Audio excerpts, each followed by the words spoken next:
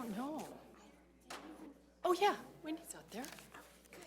Okay. Wendy's out there. Okay, so we will call Wendy Rubin up, I guess. Does she know? And how do you say his last name? It is Creaghe. Okay. Hi. Okay. And these are the people being, This is just who's Who's gonna. doing it? Yeah, this is just who's. So he.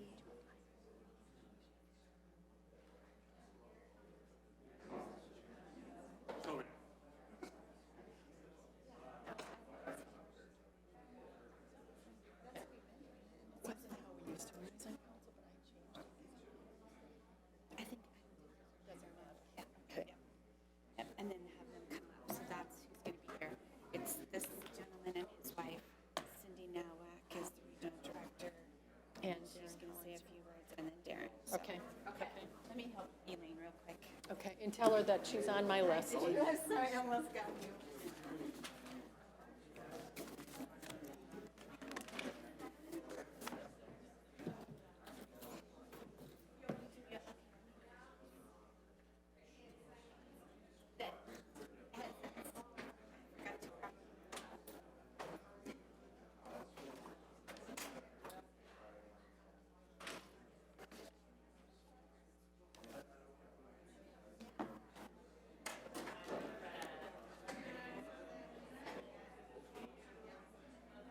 Hey, how are you?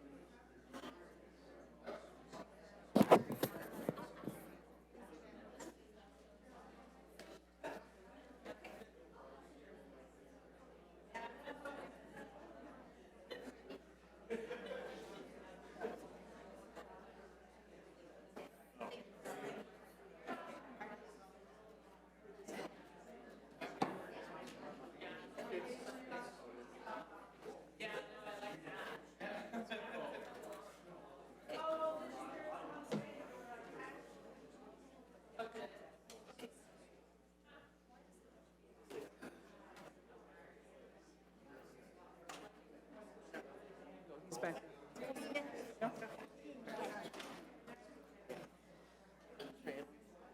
Yes. Do it. Oh, I might need to get some tea. I'm so hungry, Cheryl. Yeah.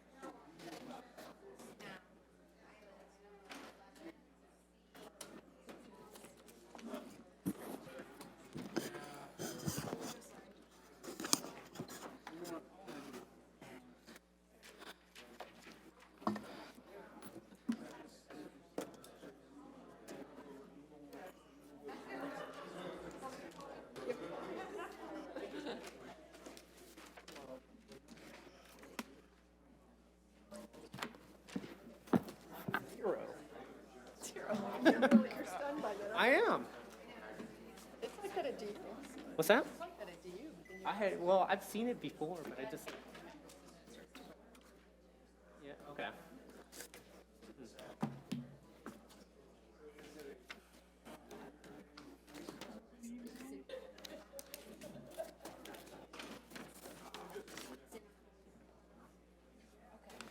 Can you put it in your Red ball. I think we're ready. What up? Are you ready? You too? No. Welcome, we're on? Okay, great. Welcome to City Council regular session this October 21st, Monday, 2019. And if you're able, I'd like to call us to order with the invocation and the Pledge of Allegiance. Please stand.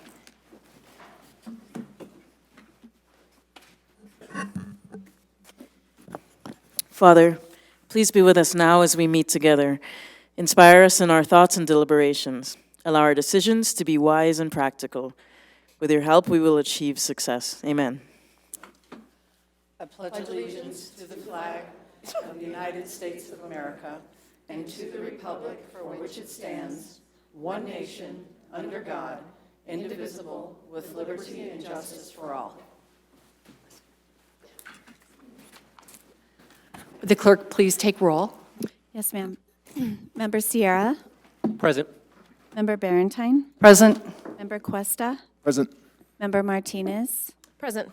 Mayor Pro-Tem Russell, Present. Member Wink, Present? Mayor Olson. Present. All 7 present. Thank you. First agenda item 5 is a consideration of minutes of previous sessions. Could I have a motion to approve the minutes of the regular city council meeting of October 7th, 2019? I move to approve the minutes of the city council regular meeting on October 7th. Can I have a second? I second. Thank you, Member Sierra. Any concerns? Please vote. All votes have been cast. Let the record show 7 ayes. Thank you. Agenda item 6, we have 2 items. 6A is our Englewood Police Officer Creaghe is being recognized tonight for achieving the Englewood Middle School Staff Member of the Month for September, and I'm going to call up our Superintendent, Wendy Rubin, to please come and say a few words, and then we have a wonderful couple things to give to him tonight.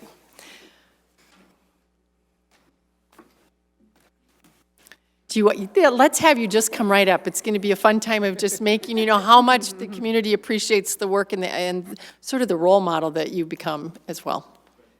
Good evening, Madam Mayor and members of council. I'm Wendy Rubin, Superintendent of Schools here in Inglewood. Very proud and honored to hold that role. And last month at our Board of Education meeting, we honored Officer Matt Creaghe as a staff member at Inglewood Leadership Academy and Englewood Middle School who really exemplifies the core value of integrity and is a very, very important part of our team. So I'd like to read something that was written by the staffs of those schools, if I may. Officer Creaghe's work ethic is hard to match. He brings his A game every day, regardless of how hectic the day becomes. Officer Creaghe goes above and beyond when working to investigate cases of child abuse or neglect.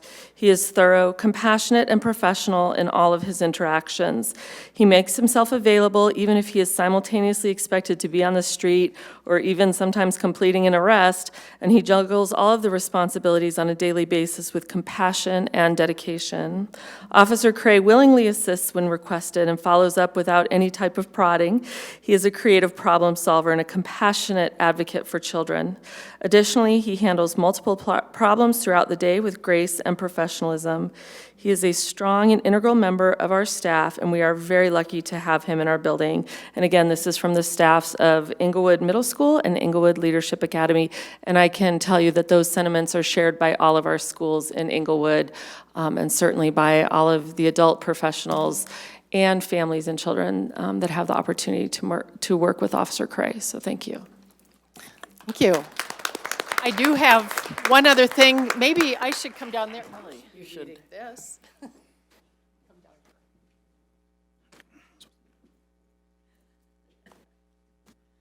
So actually, this is from the schools, but you wanted me to read it. Is that right? Or would you like to? We have a plaque here, as well as the written document that she read in a pin in here. Thank you. So I'm not sure. Would you like to read it, and then we'll do a picture? Sure. So this is an award from, it says, the Englewood Schools Board of Education recognizes Matt Creaghe for demonstrating leadership in impacting school climate and culture, recognized at the Board of Education meeting on October 1st, 2019, signed by our Board of Education President, Tina Prang, and myself. There you go. Thank you again.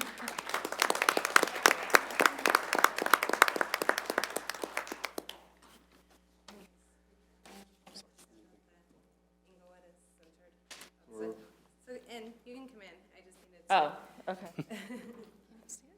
Yep.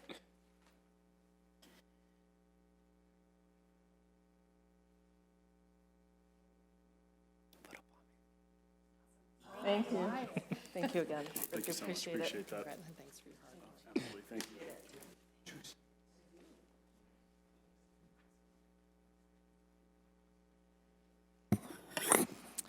Item 6B is a proclamation declaring October 2019 as Manufacturing Month in the city of Englewood. So let me read it to you, and then we'll have a motion to approve. This is the document we're being asked to proclaim, declaring October 2019 as Manufacturing Month in the city of Englewood. Whereas Englewood has a high concentration of manufacturing businesses, which represent a significant positive economic impact by providing jobs for skilled workers and links to innovation in other sectors of the local economy.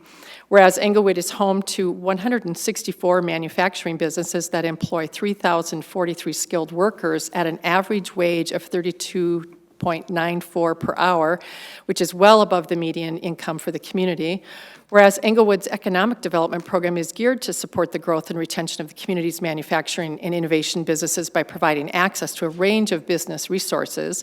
And whereas the city has forged strong and productive partnerships with a variety of economic partners, including Manufacturers Edge and the Aurora South Metro Small Business Development Center.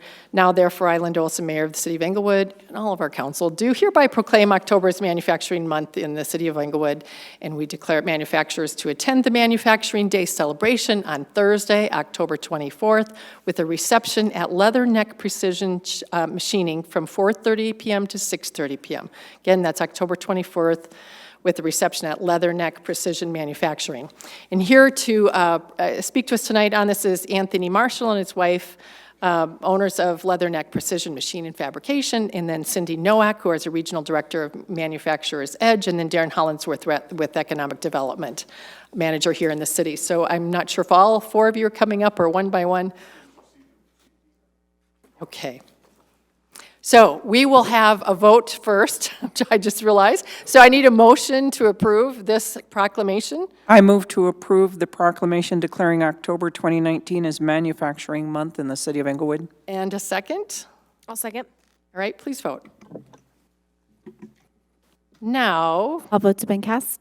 Let the record show 7 ayes. it's all passed, and we will have this proclaimed. But please come forward to receive this. And I'm not sure, Director Darren, if you have a few things you're going to say too. You want to say Okay. My name is Cindy Nowak. I'm with Manufacturers Edge. We're a public-private, not-for-profit organization, partially funded by the U.S. Department of Commerce and NIST. And our mission is to help manufacturers in the state of Colorado. NIST has a network of manufacturing centers like ours throughout the United States. But we help support Manufacturing Day throughout the U.S. and in Colorado, and City of Inglewood has been a great host and a great partner supporting the manufacturers in the City of Inglewood, and we couldn't do this event without the support of Darren and the City of Inglewood, so we appreciate that support. And also Leatherneck Precision is one of our prime clients and has a great story to tell, and he's going to tell that story at the event. If you can go, that would be awesome, but appreciate it, and thank you to the City of Inglewood. Thank you. Any further comments? No? All right.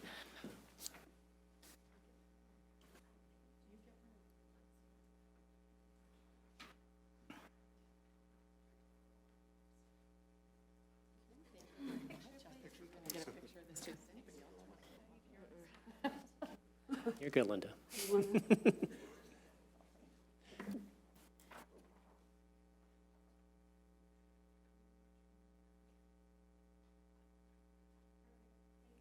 Congratulations.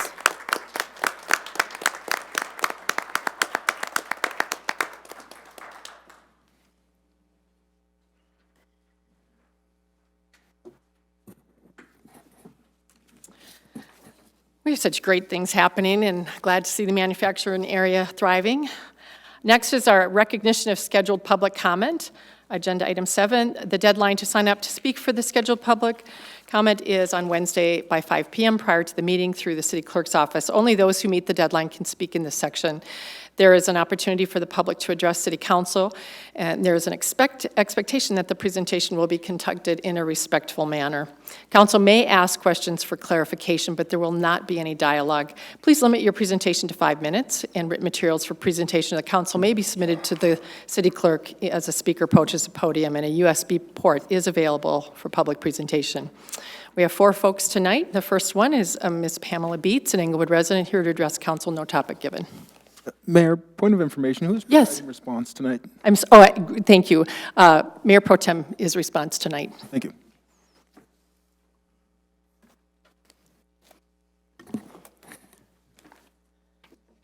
Good evening, Council, Mayor.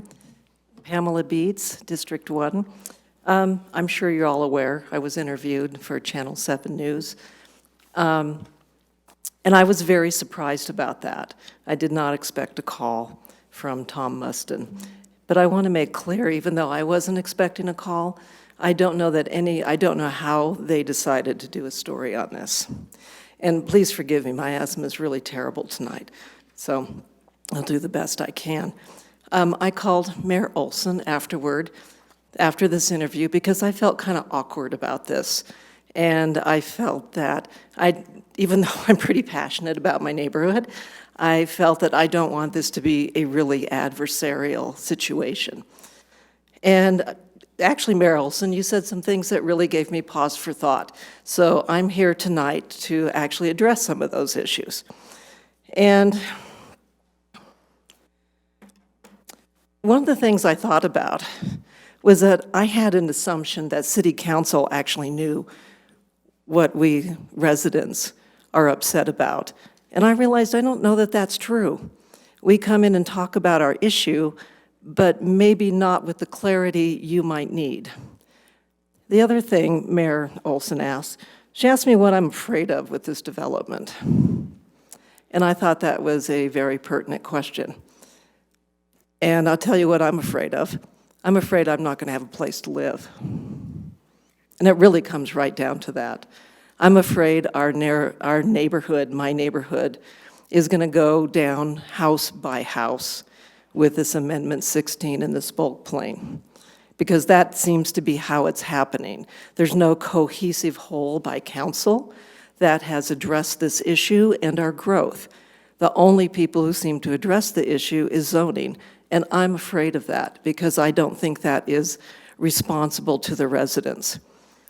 And I realize not only, we've often been called stakeholders, I realize I'm a shareholder, and every homeowner and business in this city of Englewood is a shareholder. We have a financial responsibility and we have a financial stake in our city.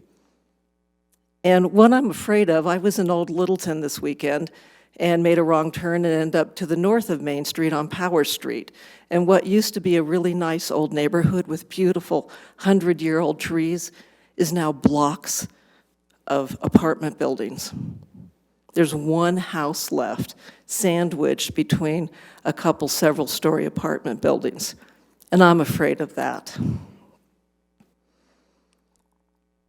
And I'm also afraid that we residents who are here and now are going to pay for the infrastructure to remedy our traffic, which is horrific, our water and sewer system, our trash system, our crime problem. We're going to pay for it, and yet somehow the thing that was so offensive to me in that PUD document is that we're not quite upscale enough to live here, but we're okay to pay for it, and that scares me. Mostly it scares me that we have, I really believe Englewood is a gem. And look at what happened tonight. We have great police officers. We have manufacturers that are part of our community. And not just a big spread out community, a real community. And I don't want to lose that. I love the character of our neighborhoods. The other thing Mayor Olson asked is, she said, well, why don't you bring something concrete? Instead of just yell at us, why don't you bring a, you did say that, by the way, but that's okay, because it made sense. You know, I have to say, it's probably not much fun sitting up there with a bunch of angry people back here. Just to come up with something concrete.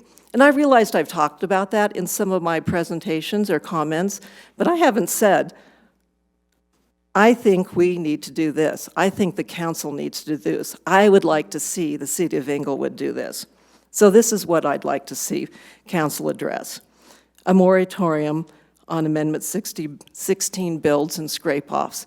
Again, because there's no cohesive building plan. We're losing our neighborhoods house by house because there's no remedy, and you know, we're at a loss with this.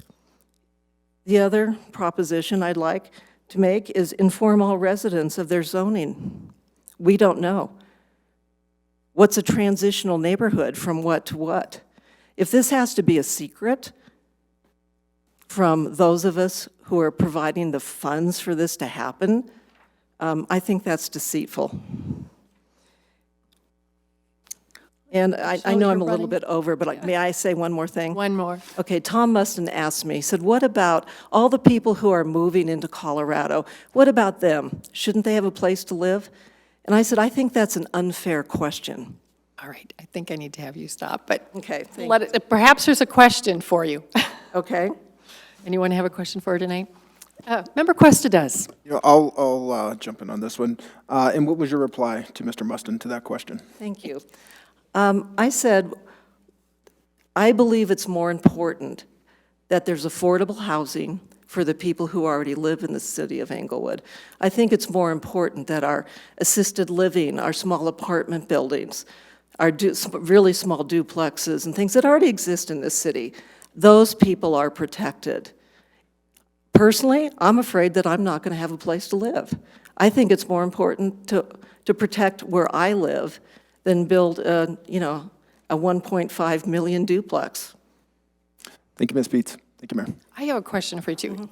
You own your home where you are right Yes, now, I do. right? Has anyone ever come around and asked if they could buy it? All the time. Okay. Curious. Every day. Yeah. Thank you. Okay, thank you very much. Next up, thank you for coming. Next up is Ms. Marcy Brown, Englewood resident, here to speak to council with no topic given.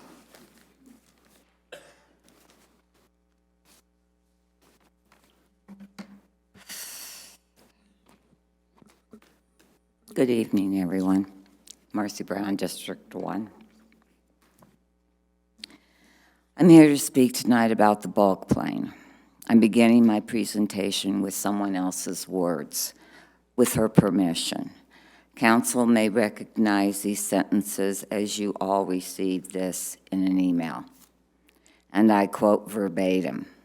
And City Council, if you are not going to bring the bulk plane amendment back to its full 2004 Title 16 UDC status, then you should apply all of City Council's unanimously approved 2014/2015 Title 16 UDC to all residential districts. Instead, City Council happily and callously picked winners and losers among our Inglewood citizens, and R1A and R1B citizens were the winners. I wholeheartedly agree with those statements. I feel this city is discriminating against citizens who do not live in these protected areas. So let's be fair to all the neighborhoods, and let's open up all the city to the developers, no matter which zoning district you live in. I'm sure the developers are just itching to get into these other neighborhoods that are, to date, protected. What's good for one citizen's neighborhood should be good for all neighborhoods. I know there are members sitting on the dais that live in these protected neighborhoods. I know there are members, I find that to be prejudicial. I honestly do. These areas that are protected have large lots and will be able to accommodate duplexes, triplexes, and fourplexes to be built in those neighborhoods. For those council members still in favor of continuing all this new development, then allow the buildings to come into your area, scrape houses, and build these huge dwellings in your district. Then everyone can experience what it's like to listen to all the demolition sounds, the debris you breathe in, the dumpster trucks hauling dirt back and forth, the noise of a backhoe, the open trash dumpsters, and the loud radios, and experience that 7 days a week from 7 a.m. to 7 p.m. Experience the lack of privacy, lack of sunlight, drainage problems, more traffic, less parking spaces, and your mountain views may be taken away. If the city insists on continuing to develop our city further, at least let's be fair and equitable about it. Don't let other zoning areas that were targeted by council members be the only ones who experience the devastation of their neighborhoods. Open up the entire city to development and let's stop playing favorites because it's biased and it's prejudicial. Also, in a world that is so pro-energy efficient, these multi-dwellings have 10 feet ceilings on 2 levels. We all know that heat rises, so how is that being energy efficient? I have yet to see any solar panels on any of these new buildings. Why is that? Do you think it might have something to do with developers cutting corners to increase their profits? And why are we not charging these builders impact fees when they are clearly putting more stress on our infrastructure? Instead, you are expecting the taxpayers to foot the bill once again. Regarding the actual bulk plane, I've heard from a staff member that now there may try to be a compromise on the height, possibly to 15 feet. What good will that do? The developers can get around the 2 feet. They get around everything else. If that's what the city's intentions are, please don't bother expending energy or time on this matter because it won't make any difference. The bulk plane needs to be at 12 feet, period. So council has a choice, either open the entire city to these developments or go back to the original height from 2004. Changing briefly to another subject, we all know there will soon be an election coming up, and with that election, the new council will be voting on the next mayor. So I want whoever is elected into that position to do what is right for Inglewood, understand the pulse of the city, and foremost, listen to your citizens. Thank you. Thank you. Councilmember Sierra has a question for you. Ms. Brown, so I think I understood that you wanted, or part of the email was to expand the bulk plane regulation across the entire city. Is that correct? That's correct. Okay. But did you also want to expand the entire zoning to make most of Inglewood or all of Inglewood also allow duplexes and triplexes? Absolutely. Okay, so you do want to change the zoning as well? Absolutely. Why not? Thank you. Mayor Pro Tem Russell's next, has a question for you. Actually, I have several questions, if you don't mind standing there for a bit. My question is similar to Mr. Sierra's, but it's a little bit different. Were you being sarcastic about really wanting to open the whole city? No, I was not being sarcastic. I feel that if it's okay for some neighborhoods to deal with all this, why not open it up to the whole city? I'm not being sarcastic at all, Mayor Pro Tem. So I guess my question is, if you're not being sarcastic, then you really don't want us to change the bulk plane back? Are you saying that or no? No, I'm saying if you are not going to change the bulk plane back to its original 12 feet, then let's open up the whole city so everyone can experience what I've experienced and my neighbors have experienced. Thank you. Councilmember Barentine. And that's my question too, is because I want some clarity, because I think Councilmember Sierra took it a little differently. So if you're not willing to put it back to 2004, then you want everybody to be punished like you believe you are. Why not? Okay, I think that clears it up. I mean, I would maybe go down the road that it was slightly sarcastic, but if I think you cleared it up. Thank you. Member Cuesta also has a question. Thank you, Ms. Brown. You mentioned the compromise of 15 feet on the bulk plane, and that's the first time that I've heard that. Did that come through any sort of official city communication? Absolutely, Councilman. Thank you. Thank you. Thank you, Ms. Brown. Thank you very much. Appreciate your coming. Next up, we're going to have Elaine Holtz, who is not on the original one but did call.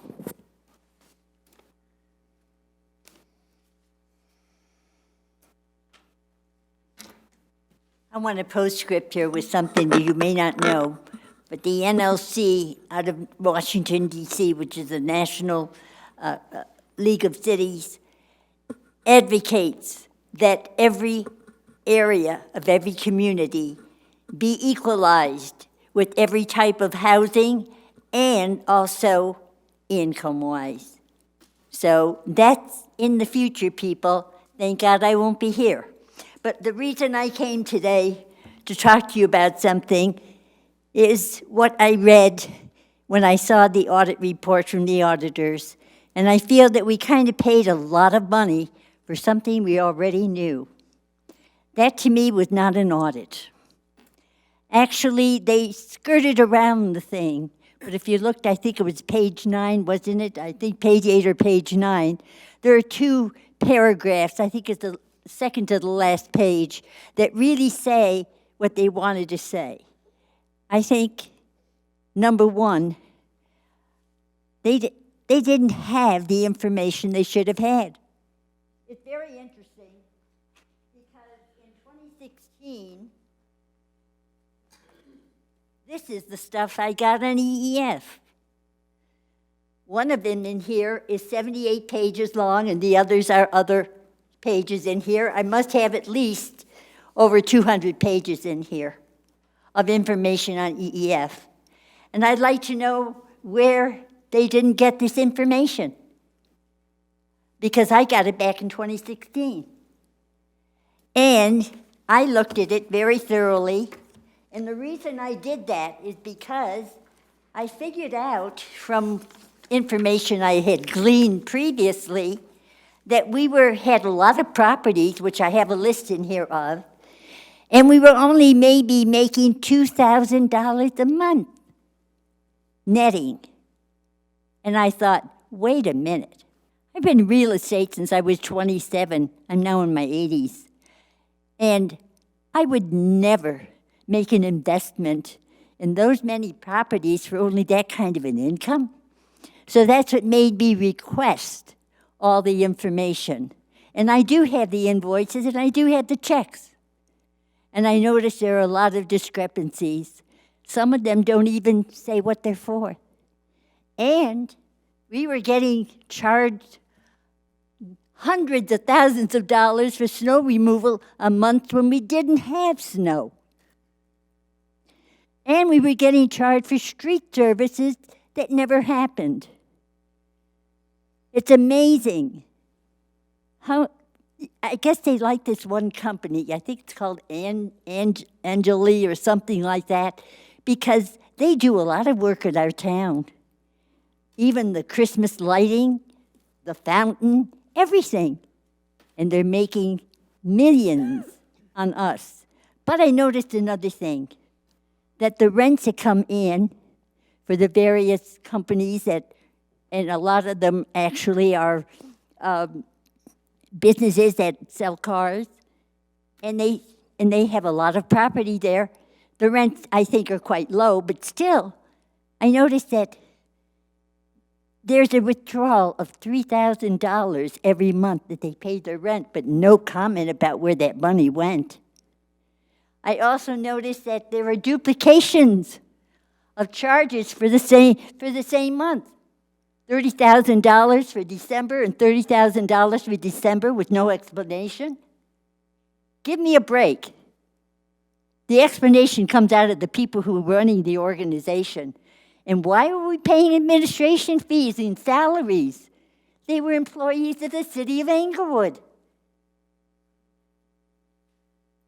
Doesn't make sense, people. A lot of money has been spent by people, I think, for their own personal use.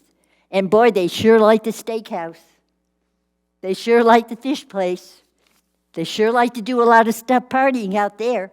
And Verizon and our local telephone company, the bills are exorbitant. Why? And are we paying for cars that are not used for business? This happened in Florida. In my hometown in Florida was Hollywood. And we found that they were getting these bills for these cars. We found out that they were using them for their own family cars. That's not the intention. We have to learn to buckle down and watch our pennies because they become millions. Thank you. Anyone have questions tonight for Ms. Holtz? Thank you for coming tonight. Last is Mr. Doug Cohn, an Englewood resident, here to speak about Englewood history. And I think might have a video again.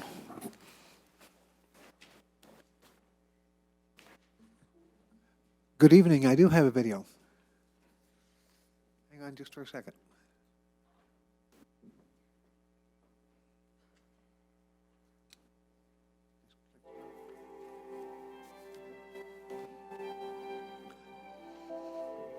The city of Inglewood presents Englewood Moments in History.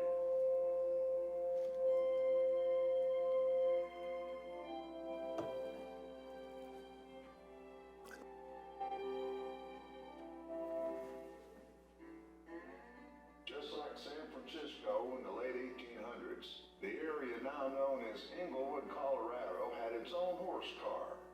Only this horse car was world famous. In 1892, a trolley named Cherry Lynn carried its passengers one way uphill by horse, then back down after the horse climbed aboard with the simple use of gravity. Cherry Lynn was the only known horse trolley in the world where the horse was given a ride back down on the trolley's back porch. In the early 1890s, a Denver investment banker and the Broadway Investment Company were hoping to convert farmland into housing at what would later become the town of Cherry Lynn. The only problem, how to transport people safely to the home sites and back. Later, in 1892, crews worked diligently for several weeks to construct a 1-mile rail line. The trip up the hill from Orchard Place to Cherry Lynn took 15 minutes. The trip back down took only 3. It was a slow, gentle ride for most of the trip, but the final quarter of a mile carried passengers so quickly they complained of dizziness. In 1903, an entrepreneur named James O'Brien purchased and operated the trolley as a private line. O'Brien quickly discovered that the 5-cent fare was less than lucrative and started a thriving business taking and selling photographs to tourists. A number of different horses pulled the car with names like Quickstep, Old Dobbin, and Curly. But Old Dick was the last one to make the trip in 1910. He died just a few weeks afterwards.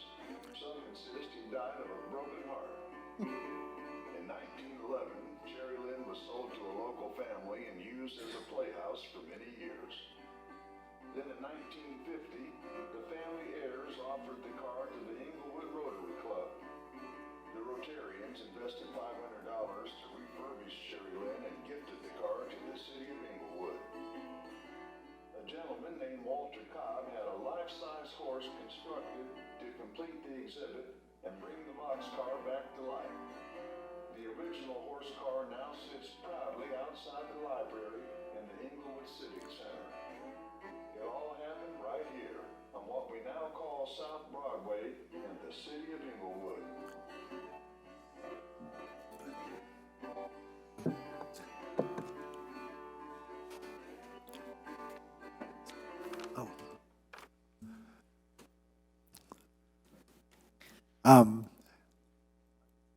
One of our most iconic symbols. As I've looked around, railroad historians talk about it. The mass transit people use it as an example of early transportation. Very innovative and unique. And while it didn't work out very well as a transport vehicle, it became a huge tourist attraction. I want to say a special thank you to the Rotary Club for rescuing it in the 1950s and doing the basic restoration. And a whole second group of people restored it, and it's downstairs right now. You probably walked by it 100 times and never even thought too much about it. But the Cherry Lynn trolley, another first of its kind innovation right here in Englewood. Thank you. Thank you. Mayor Pro-Tem Russell has a question for you, and then Member Barentine. So I just have a question for you. Was history this much fun when you were in school? Well, not until 8th grade. Do I have 30 seconds? Sure. Mr. 30 Carlson. seconds, sure, we're all intrigued. Okay, Mr. Carlson was my 8th grade history teacher in Flood Junior High.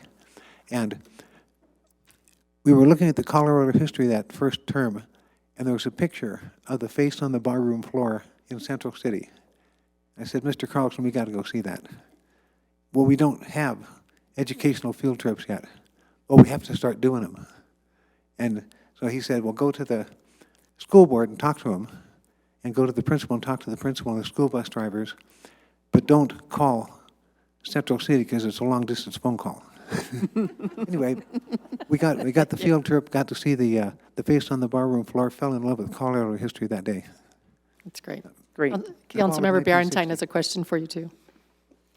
That's one of your shorter films. I don't know how many more you guys have. I mean, I don't know if you took any of those pictures. You weren't there the last year that the horse was. I was not there, no. Quick Step and I never Not quite. Yeah. Not quite. But I see you're partnering up with the city to do these, and this one seems to have come pretty much on the heels. Are you working on several of them at a time, or? Well, we're aiming at doing one every month, and just to try to get it produced, just one per month. And the next one should be really fun. It's going to be the Denver City ditch as it comes through Inglewood, and just the story of the ditch. And Okay, only you could be smiling and excited about that right now, but I'm sure you're going to make it a good film. a really cool story. All right. Thank you very much for coming. I'm glad to know why the horse is on the trolley. I now know why. All right, that ends our scheduled public comment. Our next agenda item is an unscheduled public comment, and we have several, and the same sort of guidelines apply. And first person up tonight for a 3-minute is Linda Irwin, here to speak about STRs.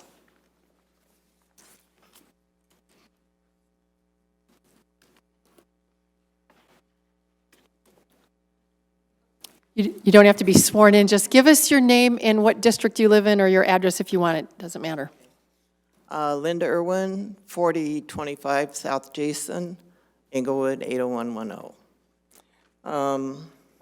How do I follow something like that? That was great. My husband and I are opposed to SDRs based on the experience that we have had with the SDR on South Jason. We, along with other neighbors, have had to be constantly vigilant watching the rental. We observed and reported multiple nuisance and illegal violations, yet they were allowed to continue to remain open until the end of September so as not to inconvenience the owner and their guests. This was after 2 meetings with the district attorney and a canceled court date. The DA gave more consideration to the violators of the current law than he did to the neighbors who were adversely affected. The violators still never have been penalized for the discord that has been caused by their actions. The bottom line is that this type of rental is not conducive to a residential neighborhood. As Councilman Cuesta noted in a study session, would you want a hotel next to your home? We moved to Inglewood to live in a residential neighborhood where we can enjoy a variety of families that we can count on to do what good neighbors do, not a constant group of individuals who are here for a few days and could care less about the surrounding neighbors, often violating city regulations. If STRs are adopted, there would be many issues, including all of those that we have reported, plus owners who have learned ways to work around the regulations. It would be a nightmare for code enforcement or any agency hired to do code enforcement.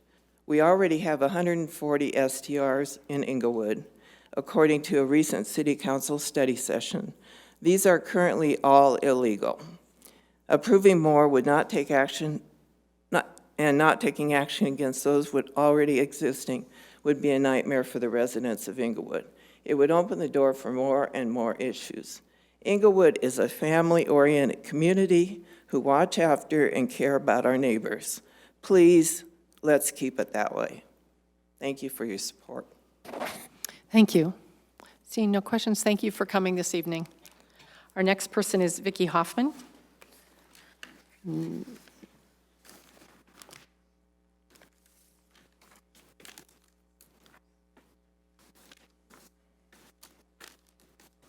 Excuse my appearance. I'm not feeling well, and I had no intent of being here, but the link broke. So if I sound grumpy, it's not at you. Vicky Hoffman, 4630 South Bannock. You guys did the right thing calling for this EAF audit. You did, but you got duped.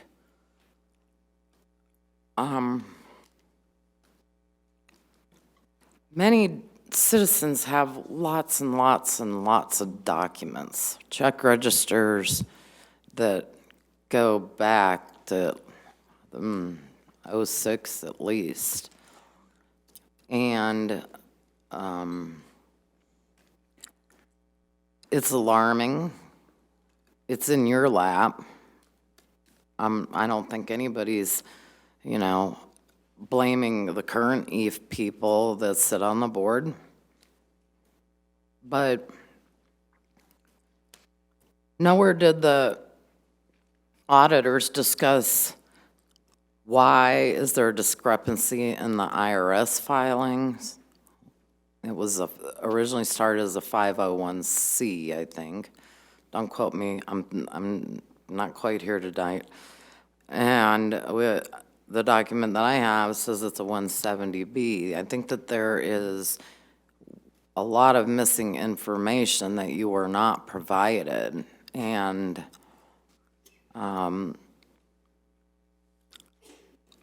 it's upsetting. And I'm not upset with you. You guys did the right thing. But I remember hearing in that study session that they were gonna, I think they used it, not me. They would hunt people down.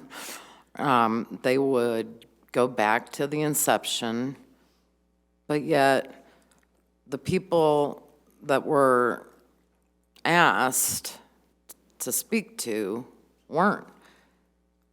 And I think that that's could be an indicator for you to inquire why maybe those people didn't want to speak. If there was any kind of illegal activity going on, then I think that they wouldn't be willing to talk to you. But I think that Ide Bailey really did tell you that they could find all this information. Well, we have a lot of information, so because the link broke and I was in the car, I might have missed some of the conversation, but I would like to know what all of us are supposed to do with these documents. Thank you. Thank you. Are there any questions for Ms. Hoffman tonight? Councilmember Barentine has one for you. I think the mayor made it very clear in the room that if anybody who has any information, they want them to turn it over. So I suppose you get with the mayor later and find out how that happens. There'll be time where we talk later, and if Mayor Pro-Tem doesn't cover it, I will. Thank you. Thank you. Next person on the list is Ida Mae Nichols, here to speak about signs, I think.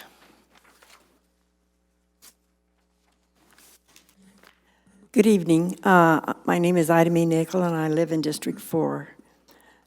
I wanted to bring attention to the council and to the candidates running for the city council and the police department to be aware that political signs are being taken down and stolen. This is illegal. I have personally put up a number of signs. However, I spent the whole day on Saturday replacing quite a number of signs that had been stolen. I asked the residents if they had taken the signs down, and they said no. But they were quite upset that someone had taken them, and I was not very happy either. I realize citizens get passionate about the candidates, so I'm asking all the candidates to please tell the people working on your behalf to keep in mind taking down other people's signs is illegal, and thank you.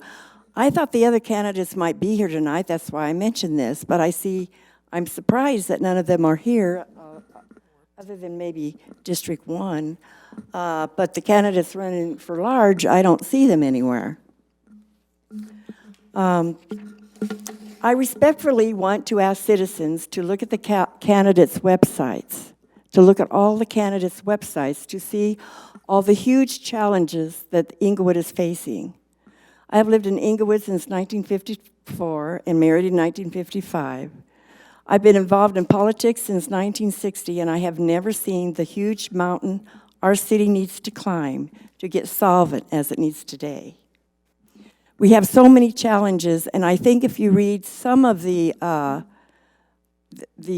what some of our candidates have put on their websites, you will see the many, many challenges. And I could name them, but I might run out of time. I'll finish this, and if I have time, I'll go back and name those challenges.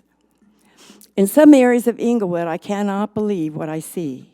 What has happened to the code enforcement in Inglewood, and are their hands tied by the many things they cannot do? I ask you to consider wisely when you vote who has the most experience, who will put in the time needed, who will read their packet and do the research, and who will be the most responsive to hearing citizens speak about the many issues brought forth to council, particularly the storm drainages, all the many folks who have suffered and spent thousands of their own money. My time is almost up, so I had another paragraph or two, but please be wise in considering who you're voting for. Thank you very much. Thank you. Next person up is Ms. Tammy Williamson, here to speak about STRs.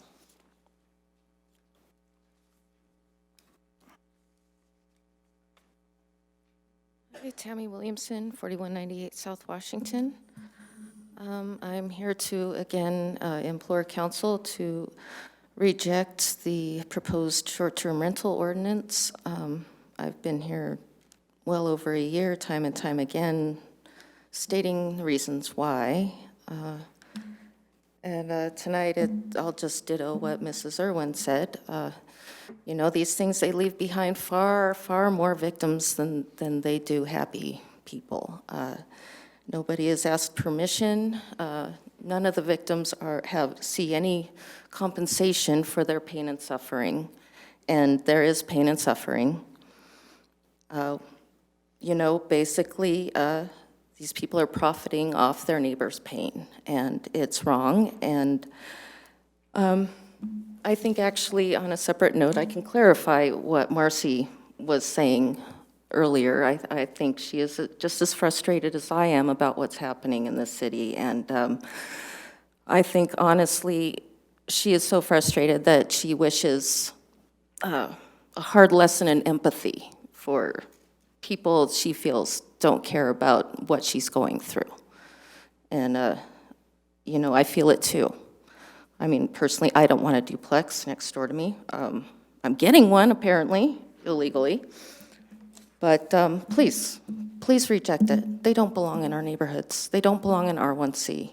We invested all of our money, all of our time, all of our energy trying to fix our house that we bought for a song because it was so messed up. But we invested our entire lives into this house. We can't move. We can't. We're broke now, you know. All we want is quiet, peace, and we want the neighborhood we had. Put our neighborhoods first. Put the people who lived here first. That's not too much to ask, it really isn't. These rules, they're wildly reckless and dangerous. And again, I'm begging you, please reject it, keep the ban. Thank you. Thank you. Thank you for coming. Next up is Ms. Janice Brown, and then after that is C.N. Dickerson.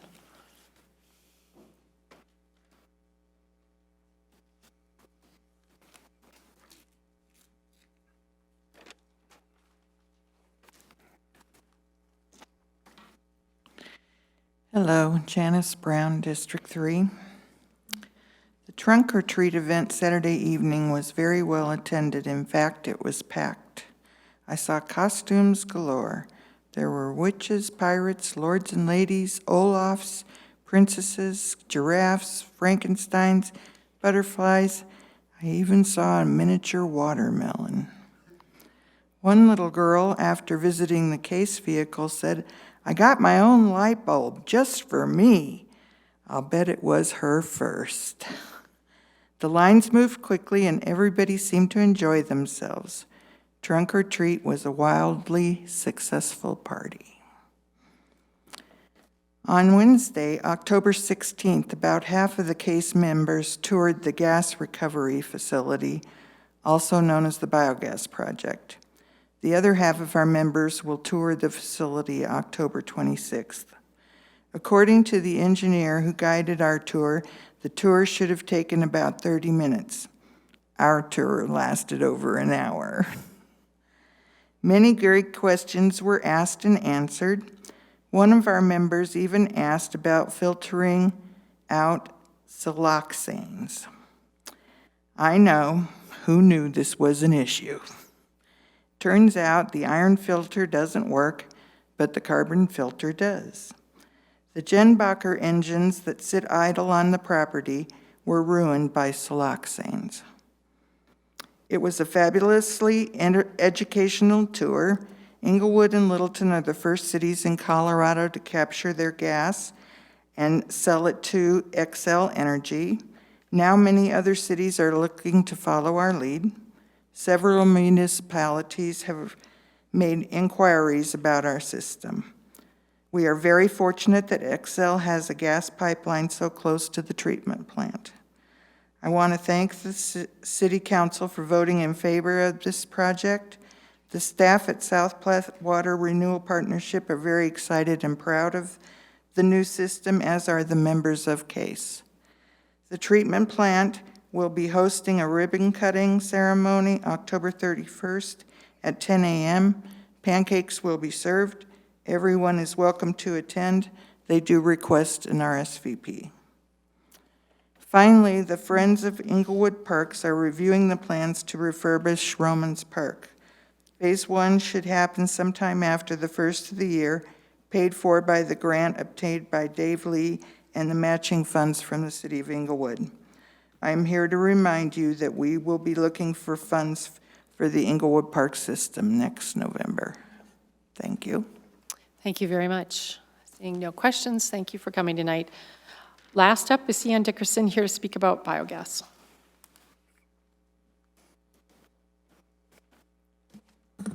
I may need an extra 15 seconds because I'm not sure how this works too well.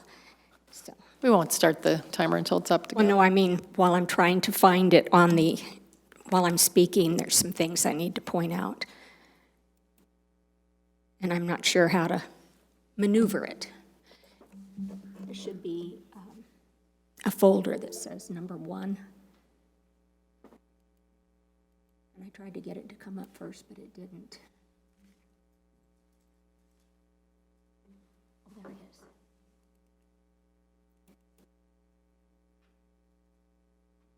Okay, how do I scroll down when I need to? With the mouse? I just roll this thing here? Okay. C.N. Dickerson, District 1. Well, I'm afraid I'm going to be contradicting a few things that just got said because I put in some questions to the South Platte Water Renewal Project District about this. The Biogas Project has been the subject of 2 campaigns now, and the council majority approved it based upon a couple of claims: $1 million in net revenue and 5,500 metric tons of pollution removed from the air, along with the ability to obtain renewable energy credits starting in 2019. A couple of current campaign claims are this was an accomplishment of one of the candidates, and that 5,000 metric tons of pollution has already been removed from the atmosphere, according to the candidate's profile. And it says that right here. Recently, I asked questions regarding these claims and what evidence there was to support them. As you can see on the screen, the claims of net revenue are not supported, that only 602,000 net revenue is anticipated. At that rate, it will, and that's in 2020. At that rate, it will be 5 years to recover the $4 million we invested if and only if the energy credits, which are 80 to 90% of the so-called income, are continued. The estimate on reduction is based on the substitution of methane for fossil fuels. Is not liquid natural gas clean burning so abundant it's being burnt off? So what reduction is possible? Can we ever get any information that proves that we've actually reduced anything in any amount? We don't know how much is being burnt off before, and we don't know how much will still be burnt off and what is going to be burnt off. I got no answer to these questions on reduction, and the only answer I got was that it is CO2 being reduced. And from what I understand from biology and botany, plants live off of carbon dioxide, which is CO2, and produce oxygen. And people breathe in oxygen and exhale CO2. And one mature tree provides enough oxygen for one person for a year. Maybe we just need more trees. Fact check. No million net revenue is projected, not in 2019 or even 2020. There is no hard evidence regarding reduction in pollutants. Dependency on energy credits, which are tax dollars for 80 to 90% of the so-called revenue, and fee increases to restore the $4 million required services. Is there any significant benefit to citizens from this biogas project? I would encourage each voter to check the facts on biogas and every claim and issue of candidates before casting your vote. And if you look down a little bit, there is no contract with Excel. Your time is up. Thank you very much. Well, I'd like to be able to, so everybody can see this. Certainly can submit that to the clerk, and we can all take a look at it. If you want to send it, we can have it sent out. Okay. Thank you very much. Well, you've gotten it. I sent it I think Councilmember Barrington might have a question for you. Did you request the contract with Excel? Yes, I said, is there a contract with Excel that guarantees a rate and sale of all biogas produced, and what is the projected annual gross sales before cost? There is no contract with Excel regarding a rate and sale of RNG. Can I ask you a question? Uh-huh. What you're reading, are you reading a request and a response? Yes. Which part is the response? Because I don't know. There is no contract with Excel regarding a rate and sale of RNG. The contract is with one third-party energy management broker that sells biogas on the open market on behalf of South Platte Water Renewal Partners. All right, thank you for the clarification. Thank you very much. Appreciate your coming forward. That ends our unscheduled public comment, and tonight Mayor Pro-Tem Russell will be giving the council response to public Could I ask comment. just one more question? Cian, could you please make sure that all of that information, including the core request, is provided to the clerk? Okay, thank you. Thank you. Mayor Pro-Tem Russell. Yes, I would like to thank each and every one of you for coming out tonight. It is very important for us to hear from you and to listen to you. Pamela, I watched your interview with Channel 7, and you did an amazing job. And I would just like to share with you that not all council members have the same perspective that you're all angry, because I don't.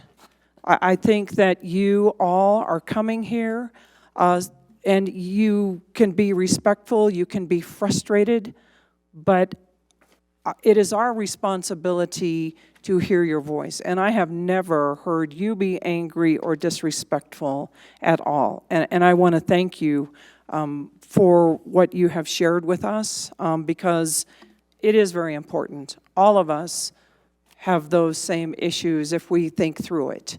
And Marcy, to that point, I want to thank you for coming forward. I see the frustration that you have. You have done an amazing job since you started coming to speak to City Council, and you have gotten some things done. I understand your frustration because sometimes we do live in houses and we don't see what's going on around us, and we need to be out among the residents, seeing what's really going on in the city, and especially in the district that you all live in, because District 1 has had an inordinate amount of new development, and the disruption that it does in those neighborhoods is amazing. I thank you for coming forward. Elaine, I just want to thank you for paying attention to the finances of this city, probably really since 2009. And I know that you have a lot of information, as well as Ms. Hoffman. Thank you for coming forward also. And I believe that that information that you all have should be turned over to the forensic auditors. So if you would like to provide copies of that information to City Council members, we will make sure that that information gets to the right location. Doug, I don't know if you're still here, but I have an amazing new perspective on history, and I love Englewood. I mean, Englewood has changed over the years, and you see that just from those old-time photos. But the truth is, I think we too need to be very smart in how our city changes. I think it would be very wise. I have not heard one of you say that in District 1 that you're against duplexes, but you are against the ones that are being built out of the character of the neighborhood. And so I have heard you. Ms. Irwin, thank you for coming and speaking to us, and I greatly appreciate all the support that we're getting from all of you that have come to speak about short-term rentals, because those are really the issues that are going on and we're going to be deciding on tonight. Item A, thank you. It is a great reminder for us, and you are a veteran political campaigner, and the city has benefited from your work over the years, and I appreciate that. And I actually would like to do a council request on, or I don't know exactly how to do this, but and perhaps you can help me about signs. I mean, how can we report stolen signs? I think everyone should call the police if something's stolen out of their yard. They definitely should let the police know. Okay. And get documentation of it. There could be a pattern. I mean, this has happened in years past at different times. It's not uncommon, unfortunately. Right. Last time we found out, it was a bunch of high school kids going through. Right, right, and and it could be something like that. Tammy, I feel your frustration also, and I've heard what you've shared with us. Janice, thank you for coming to give us a report on the updates of things that are going on with the trunk or treat and with CASE, and also with Friends of Englewood Parks. And Cian, I greatly appreciate you doing core requests and checking out the validity of information. And it really is all of you coming, checking things out and speaking to us that makes a difference. You really are our boss, and we need to be listening to you, and I want to thank you. Thank you. That ends our agenda item 8. We're moving on to 9, which is consent agenda items, and we have 9B, 1, 2, 3, 4, 5, 6, and 7. Could I have a motion to approve all of those? I move to approve 9B1, 2, 3, 4, 5, 6, and 7. I'll second. Thank you, Member Wink. Any concerns? Seeing none, please vote to approve them all. All votes have been cast. Let the record show 7 ayes. Okay, we have no resolutions and motions tonight, nor a public hearing. So move on to agenda item 11, ordinances, resolutions, and motions. Our first one up tonight is 11A1, CB 47. Staff recommends that pertaining to 16-2-6 amendments to the text of Title 16 UDC Unified Development Code, City Council review the recommendations of city staff and the Planning and Zoning Commission and hear testimony from the public on the proposed amendments to the Unified Development Code, Title 16, related to the short-term rentals. This is our first reading after a public hearing, and Planner 2, Eric Sampson, is here for staff resource. What about 11A? We skipped one. Oh, you know what? I do have the wrong one. So there were two versions. That is 11A1 on mine, but not on this one. Wait. So the 2020 census should have been first, right? Or did it get moved? No, it got moved, yes. You all have the new one, right? So I'm sorry, Council, on your desk tonight, I'm sorry, I did not make, well, if you saw, there is a new item here, and that It's not a new item, I just want to It wasn't a new item, it was in the wrong place, and I don't know if you want to explain further. Yeah, I can just explain real quick. So when I went to prep the minutes for tonight, I noticed that one of the agenda items had exported to a wrong place on the agenda. It should be down under resolutions and motions. So I did update that and then reprint, and I apologize, I didn't let you know I reprinted it for you, but it is in front of you. So that item is just a little further down under resolutions and motions. For the audience who might have gone on the website to look at this, or I put it out on Nextdoor all the time, so if you could just clarify which item got moved. The census. Okay, and it got moved from 11? It was just up in a spot that didn't really exist. So I moved it down to where it needed to be under resolutions and motions. Right, so it just moved from 11A1 down to resolutions and motions. 11A, which is not really a Not thing, a but real yes. thing, it didn't even have a 1 on it, so I think. So it's still on the agenda, and it is not a new agenda item. It just got moved down to where it needed to be. So I it is apologize for correct that. on the website and has been today, but does everybody have the current hard copy? You should have it Now I right in do. front of you. It was on everybody's place, and here's an extra one if you want, because I downloaded it and printed it before. So it just means that we've moved 11A, that was what you had before, to 11C2. And that's where, so 11A1 is CB 47. So could I have a motion, or no, we have questions and answers. So our short-term, so we have, Eric Sampson is here. Nope, Wade Burkholder. Yep, Eric Sampson is here to speak, and a backup, I think, as well. Sorry for the confusion, everyone.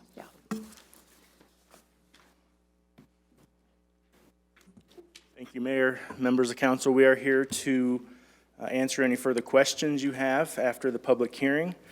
Just as a reminder of what actions you may take this evening, you may approve the Planning and Zoning Commission recommendation, which is reflective of the ordinance you have in front of you. You may modify the proposed ordinance in front of you. So if you want to discuss changes to that ordinance, City Council has the ability to do that tonight. You can deny the ordinance before you. You can table the ordinance before you to a date in the future, or you may remand back to the Planning and Zoning the topic for further consideration. And if you do that, you have to be very clear as to what exactly you would like the P&Z to look at further. So, as I mentioned, we're here to answer questions and with your direction, see where you'd like to go. Thank you. Council, do you have questions? I know last time we had the public hearing, questions may have arisen. Member Cuesta has one. Thank you. And I'm not quite sure how this didn't catch my attention prior, but in terms of the staff recommendation, it's proposing that council consider all the information we've seen thus far and reach a conclusion. Staff is not taking a position opposing or supporting this measure. Staff is remaining neutral on it. Right. We have presented what the Planning and Zoning Commission's recommendation has been, but we We support that as well, but we don't have an official recommendation for you. Now, by default, then, if you're supporting planning and zoning who support the plan, wouldn't staff be supporting the measure? We do support the measure, yes, but we know that there are potential changes that may be on council's mind that we would also be willing to entertain and make. Understood. Thank you, sir. Thank you, Mayor. Councilmember Martinez. Thank you. I've asked this question before, but I want to add a little bit to it. So is it possible to limit the amount of short-term rentals in our community either citywide or on a per block basis? Would it be possible? And then if it were, what do you think the process would be for staff to kind of have to manage that piece of it? So other communities have done that. They've limited the amount of short-term rentals that you have either per municipality or even down to almost like a per block type of regulation. So it's something that we have seen before, and something that would just be, oftentimes in those systems, there's basically a lottery where it's a first come, first served type of deal. And then when you hit, like, say, the number 300, and that's your max, that's your cap, then everything becomes like a waiting list, if you will, for the next person who would want to do a short-term rental, would have to wait till somebody kind of relinquished their permit to be able to hop in and operate one. Great. Thank you. Other questions for staff? Member Sierra. Yeah, so I have a question about the enforcement of short-term rentals. In the report, it does state that we're going to move forward with lodging revs as the third-party provider. Is the posting of an ADU illegal within one of the Airbnbs or any other third-party sites? Just the posting itself. So let's say we decided not to move forward with, this measure gets defeated tonight. Would the posting of a short-term rental within Inglewood, would that be illegal? Yes. No? I'm not understanding the question. That's basically what it is, because there are short-term rentals allowed within Inglewood. You can still post, my understanding is that you can still rent a room within the city of Inglewood as a short-term rental. So that would be legal. If you were to post your house, or if you were to post anything on Airbnb, that to me, you can do it whether it's a room, you could post it within if it's a house itself. But that action itself is not illegal. What is illegal is if somebody was renting out the place and there was actually occupants within the house. That itself is illegal because short-term rentals are currently illegal within the city of Inglewood. I think our city attorney is ready to help out a bit on this, if she would. Yes, that's exactly it. The violation of our code is the act of renting within one of the districts where it is not permitted. If we find somewhere that it is posted, that is used as evidence when we go to court to say, this was not just somebody's family coming for 2 days or whatever. They're posting on Airbnb or whatever their sites are. So the posting itself is not the illegal act. The posting itself is evidence that the act of renting was a violation of our code. Does that help? It does help, because I kept I've done a lot of thinking about the subject and just trying to figure out, if we don't move forward with it, what is it that we're going to be enforcing? Because you can go ahead and post within Airbnb, Booking.com, and any of the other sites. So how exactly are we going to use lodging revs in order to prevent STRs from operating within the city? If the posting itself is not illegal, how do we enforce that aspect of it? So it would be, the way I look at it is probably, this is a sign of intent to rent, an STR. So in this instance, what Lodging Revs does is takes a look at these sites like Airbnb and Turnkey, et cetera, and takes a look at those who are advertising their property as a rentable STR unit. Therefore, whether a rental or not has occurred, it's still, there's an intent there to treat it as a short-term rental. And the attorney may correct me if I'm wrong on the intent aspect of that. But okay, thank you. So as a follow-up, so I think this is where I'm still confused about this entire subject is that, so now we know that, or the posting itself is not illegal. So then in order for us to really issue a violation for the property, we would require a neighbor to tell us that that property is an STR.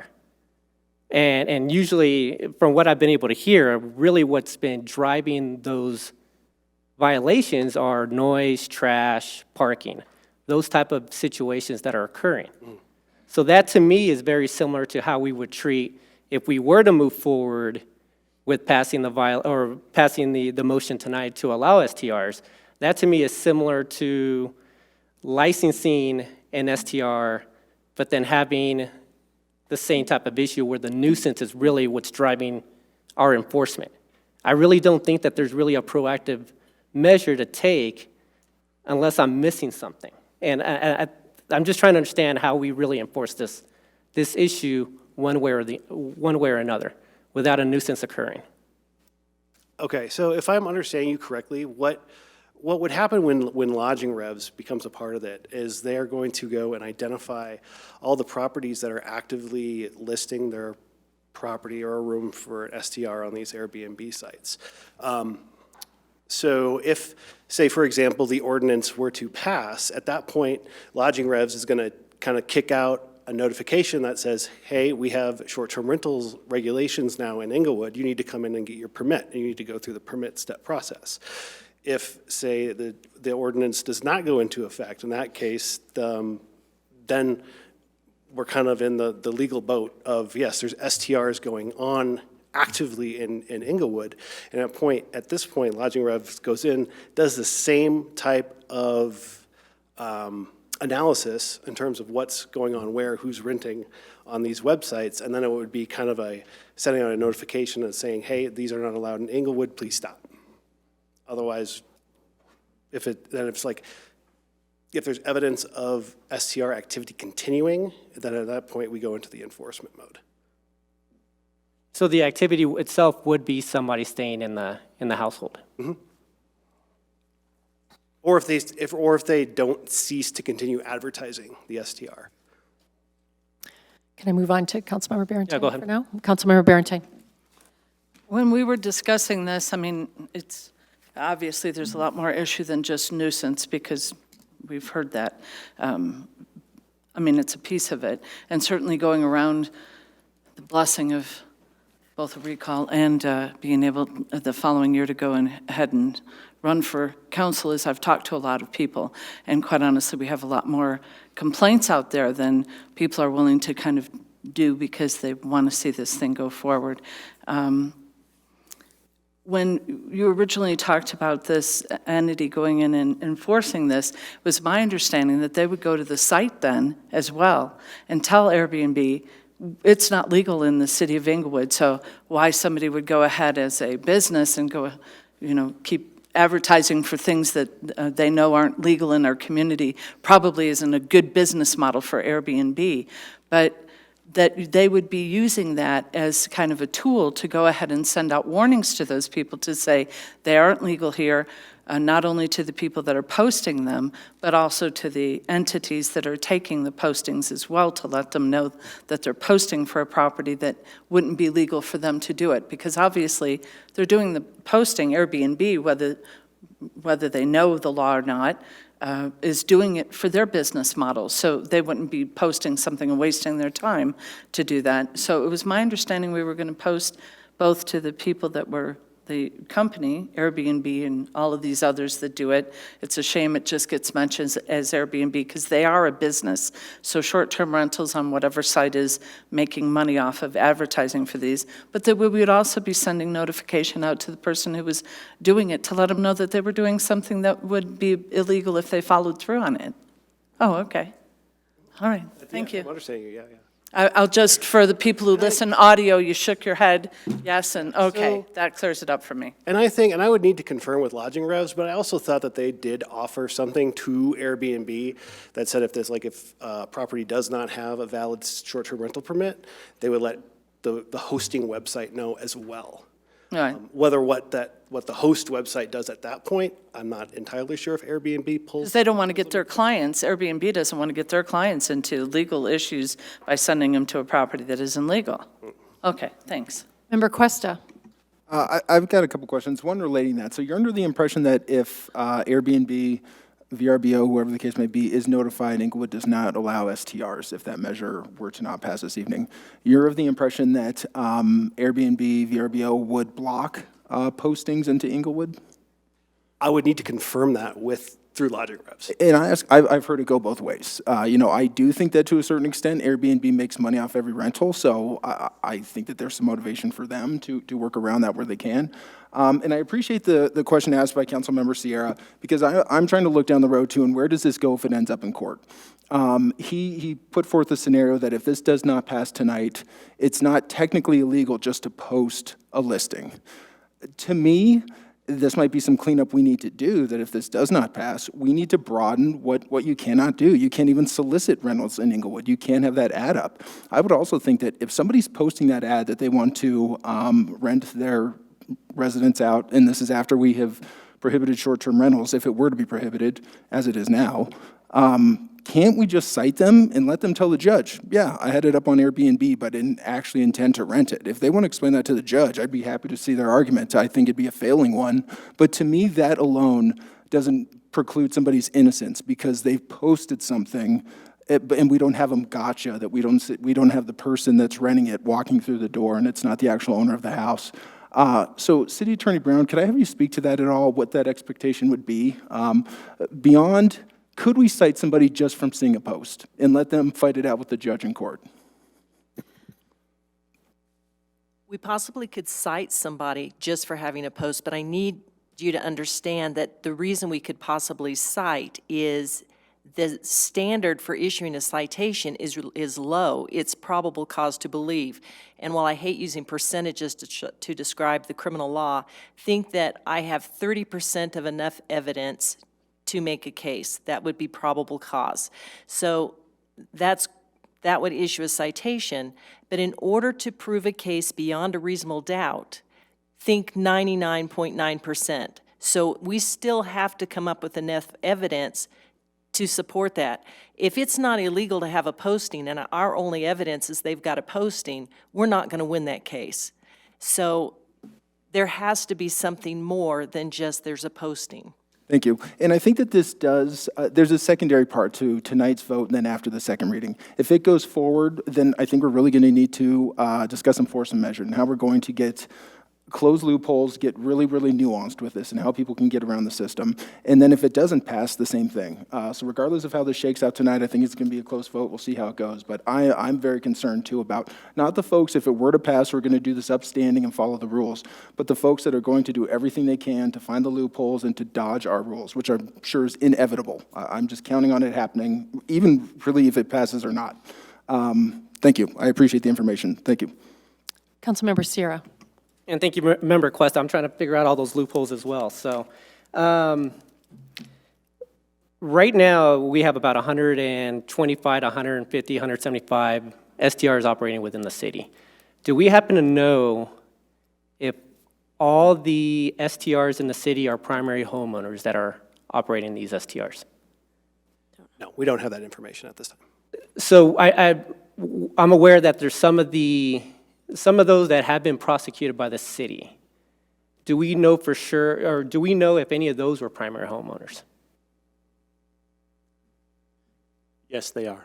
All of them are primary. All five, how many? It was 5, right? Okay. Okay, so. There's no speaking from the audience. So perhaps you want to address, I know that people have said that the person doesn't live in the state, and you must have some information that suggests that maybe there are some that have listed it as their primary residence, but maybe it isn't. So he is the owner of the property, but yes, you're right, that was my error. That Okay, He does, yes. he did live in Washington at the time, he no longer does. Right, so he's not, some of these they've Well, not been yeah, the okay. primary So, yeah, okay, so- residence for them. That's a difference Right. between owning That and is, okay, so someone yeah, owns so them. sorry about the way, yeah, so the primary residence, these 5 that were prosecuted were all 5, not necessarily the primary homeowner, but their primary residence was in the city of Inglewood.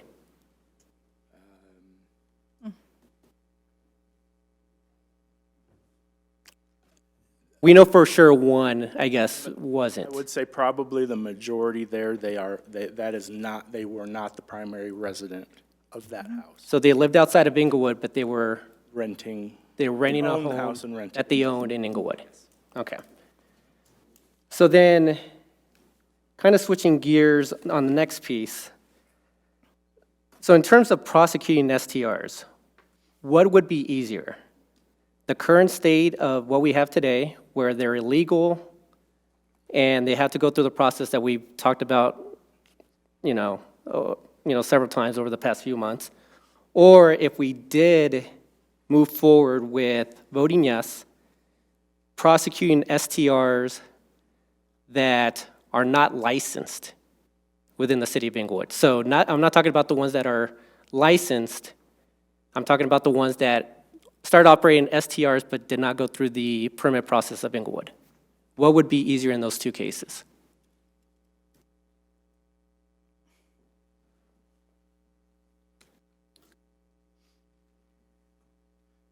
And maybe, can I ask for clarification or at least some advice from the city attorney?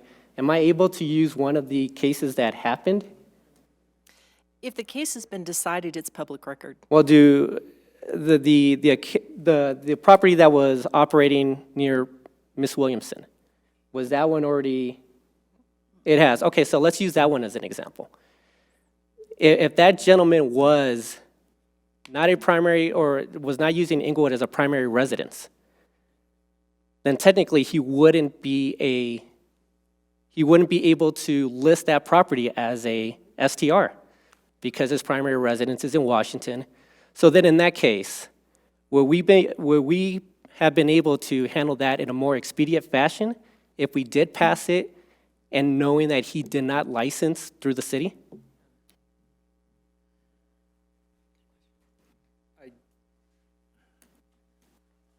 And maybe that's a question more for the city attorney. It's a hard question, but I'm just trying to figure out. Let me step in and help you a little bit because you guys are just now being brought into the enforcement side of things. But generally, it is easier to enforce codes associated with the license. Because when someone comes in and they sign on the dotted line saying that they want the license, whatever kind of license it is, they give the city certain authorities. For example, in an alcohol-related establishment, when they get an alcohol-related permit or license, that allows authorities to come in during regular operating hours and to make sure that they're in compliance with all of the rules. So a licensing structure does make prosecution much more clear and straightforward, yes. Whether or not this is the right policy or not, I'm not weighing in on that.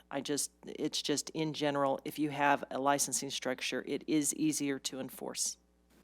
Thank you. And that's what I'm trying to understand is obviously we're hearing about the issues that the neighborhood is having with some of the STRs that are operating in the city today.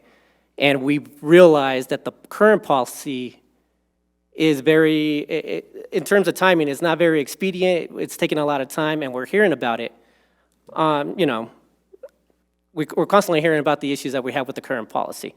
What I'm trying to understand is if we do move forward with this, does that make it a lot easier for us to prosecute and to abate the issue that we're having? So that was the basis for my question, and it sounds like it would be easier. Any further questions? I wanted to ask about communities that have not passed this, or maybe even those that have, and I think about our neighborhoods to the south in particular don't have, many of them don't have STRs, but if you look, and some that have come up here have said there are 500 and some in Englewood, but when you go and look, they're actually annexed to Arapahoe County, and they've got an Englewood address, but they're not really Englewood.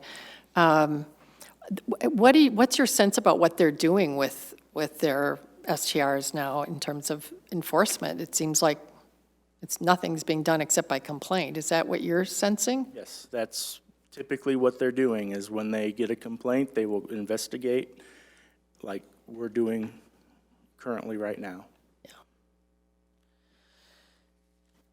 Okay. So council, we have to have a motion to go in discussion on this. Is there a motion to approve CB 47, short-term rentals?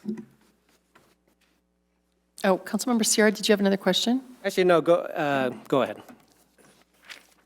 All right, and I need a motion to approve CB 47. I move to approve Council Bill 47 on short-term rentals. You could have a second. I second. Okay. Sierra, Wink and Sierra on those. All right, let's open it for discussion. Councilmember Berentine. I appreciate the concerns that Councilmember Sierra has brought up, but a lot of the delays and problems with our current policy has been documents that have been coming out of community development and from the city attorney where they are not enforcing the current law, which is you can't run out anything less than 30 days. We've already had documentation to that, and where some communication came to the Community Development Department that they felt they were getting guidance from our city attorney, that City Council is looking at it, so we're not going to do anything about it.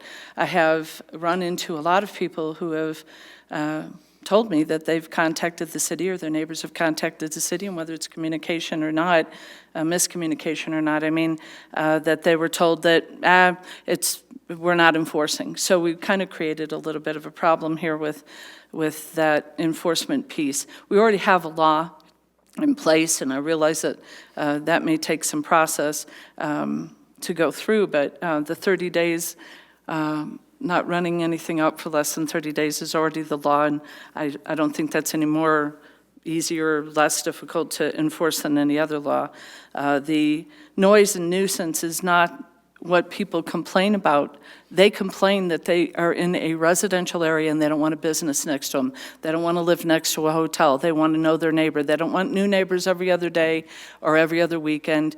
They bought into a single-family residential area. If you want to go ahead and do this where boarding homes are okay and bed and breakfast, then go ahead and let them continue in those areas, but not in our single-family residence. On top of the fact that it's a business, then they complain, hoping to get some sympathy and empathy from this council on the noise, on the partying, on the trash, on the property values for them, on their quality of life, because they're hoping that something's going to make us at least follow the law we currently have. The delays that happened for Tam Williamson happened because we refuse to enforce it. The issues that are happening on Jason are the documents that they have provided to council that said, we're just not going to enforce right now because we're not going to see this through. We had some other people, as I was going around and campaigning, that innocently said, oh, well, the city told me they're not enforcing right now, so I can make more money on this property. Another person whose neighbor is employee, the family member works as an employee, they said, oh, well, you know, you can make some extra income on it. So we're causing some of our own problems by not enforcing the current law that we already have, and I think it is enforceable. We've heard everything from 100 STRs going on currently right now to 170, and what's consistent is that they said they have no way of really knowing for sure. We don't know how many are complaint pieces because we don't know how many people are trying to wait until we make a decision so that they can go ahead and enforce on their neighbor. And I think that the vast majority of people in this community, once they are made aware confidently and clearly that we don't allow this, that they will follow the law, and I think that we've just muddied up that water and created more of a problem for ourselves. So I don't think enforcement is going to be as much of a problem as we think. Just like code enforcement, they said 95% of the people, once they get a notice, they comply. It's 5% of the people that end up becoming a problem, or 2% that end up becoming the real issues that they end up having to deal with. So I'm not sure that that's as big a problem for me. I've had an opportunity to go all over the city and talk to people, and especially my district, and they do not want it. They got mortgages and invested and put their risk and investment into a single-family residential community, and that's what they wanted to stay. So I absolutely cannot support this, and I hope it doesn't move forward. Councilmember Sierra is next. I'm actually going to be voting yes on this measure, and I really think, just coming back down to the enforcement issue, is I believe just moving forward with the licensing aspect that will help with some of the issues that we've been seeing. So we license the STR. We'll then have a complete list of all the STRs. We'll use lodging revs for the other aspect of those that are operating an STR but are not licensed within the city. We're able to take a more proactive approach with those if we do license it based off the information that the city attorney stated earlier. The signing of the affidavit, I think, is something really big as well. You're seeing that Denver's taking a hardline approach with it. Obviously, City of Inglewood could take a different approach with that. The primary residence, to me, that factor is also really big. That just what Councilmember Barentine mentioned about keeping the neighborhood and keeping that feel. The property that was operating next to Miss Williamson, under this type of ordinance or this type of law, this will prevent that gentleman from actually renting his house as an STR. He would be able to rent it anything longer term than 30 days, but he wouldn't be able to rent it as an STR. And also with the primary residence, I've stayed in Airbnbs in the past. So there is a risk for a homeowner, a primary residence owner, to place in their property as an Airbnb. You have no idea about the person that is actually going to be staying in your place. If they do any damage to the property, it loses the value of that property, right, of their home. So I do think that they're taking a risk, but they also know that it's because it's their primary residence and it's not something that we're seeing in the city with some of the 5 that we prosecuted. I do think that there's going to be some sort of, I think this does help us in terms of just keeping the neighborhood as it is, because we are stating that the primary residence is going to be here in the city of Inglewood. So for those reasons, I do want to move forward with this. The one issue I still have with the current, with this ordinance is the fact that I still don't agree that ADUs should be part of the ordinance. So I do want to make a modification. I need more information. I did have people speak to me before the public hearing that they did want ADUs as part of it, but you know, we talked about it when the ADUs was passed back in January. I do have, the fact that I'm looking at it in terms of affordable housing, I need to just, you know, if this passes, weigh whether or not ADUs would be something that we should add to this, to STRs. So I would want to make a modification when we're ready for that type of modification. Thank you. Councilmember Martinez. Thank you. I've really struggled with this decision. It's a really hard one for me. I really understand all perspectives and have really taken them all into consideration. I struggle because I don't want to limit potential income or limit what an individual can do with their property. I don't like to do that. However, I really understand the possible, you know, negative impacts of allowing this. So I'm still really struggling with this, but if I were to support it, I would like to make modifications as well, which would be to, like I've said a couple of times, either limit the number citywide or limit the number per block. As I know, parking is an issue, and there are not every home in our city has a driveway. So several, you know, of our neighbors have they have to park in front of their house, and that could be potentially negatively impact them. So I would like to talk about adding that in, and also, if it does pass, and I guess if it doesn't pass, I would like us to revisit this at least annually to see how it's going and if any modifications need to be revisited. Mayor Pro-Tem Russell. Yes, I've been campaigning for a couple months now, and I've heard most of you that have come to speak, both at the public hearing a couple of weeks ago and even tonight, and when I'm walking the streets, people in this city do not want short-term rentals, except for those people that have brand-new properties with ADUs and actually probably are paying their mortgage on these $1.5 million properties through using short-term rentals.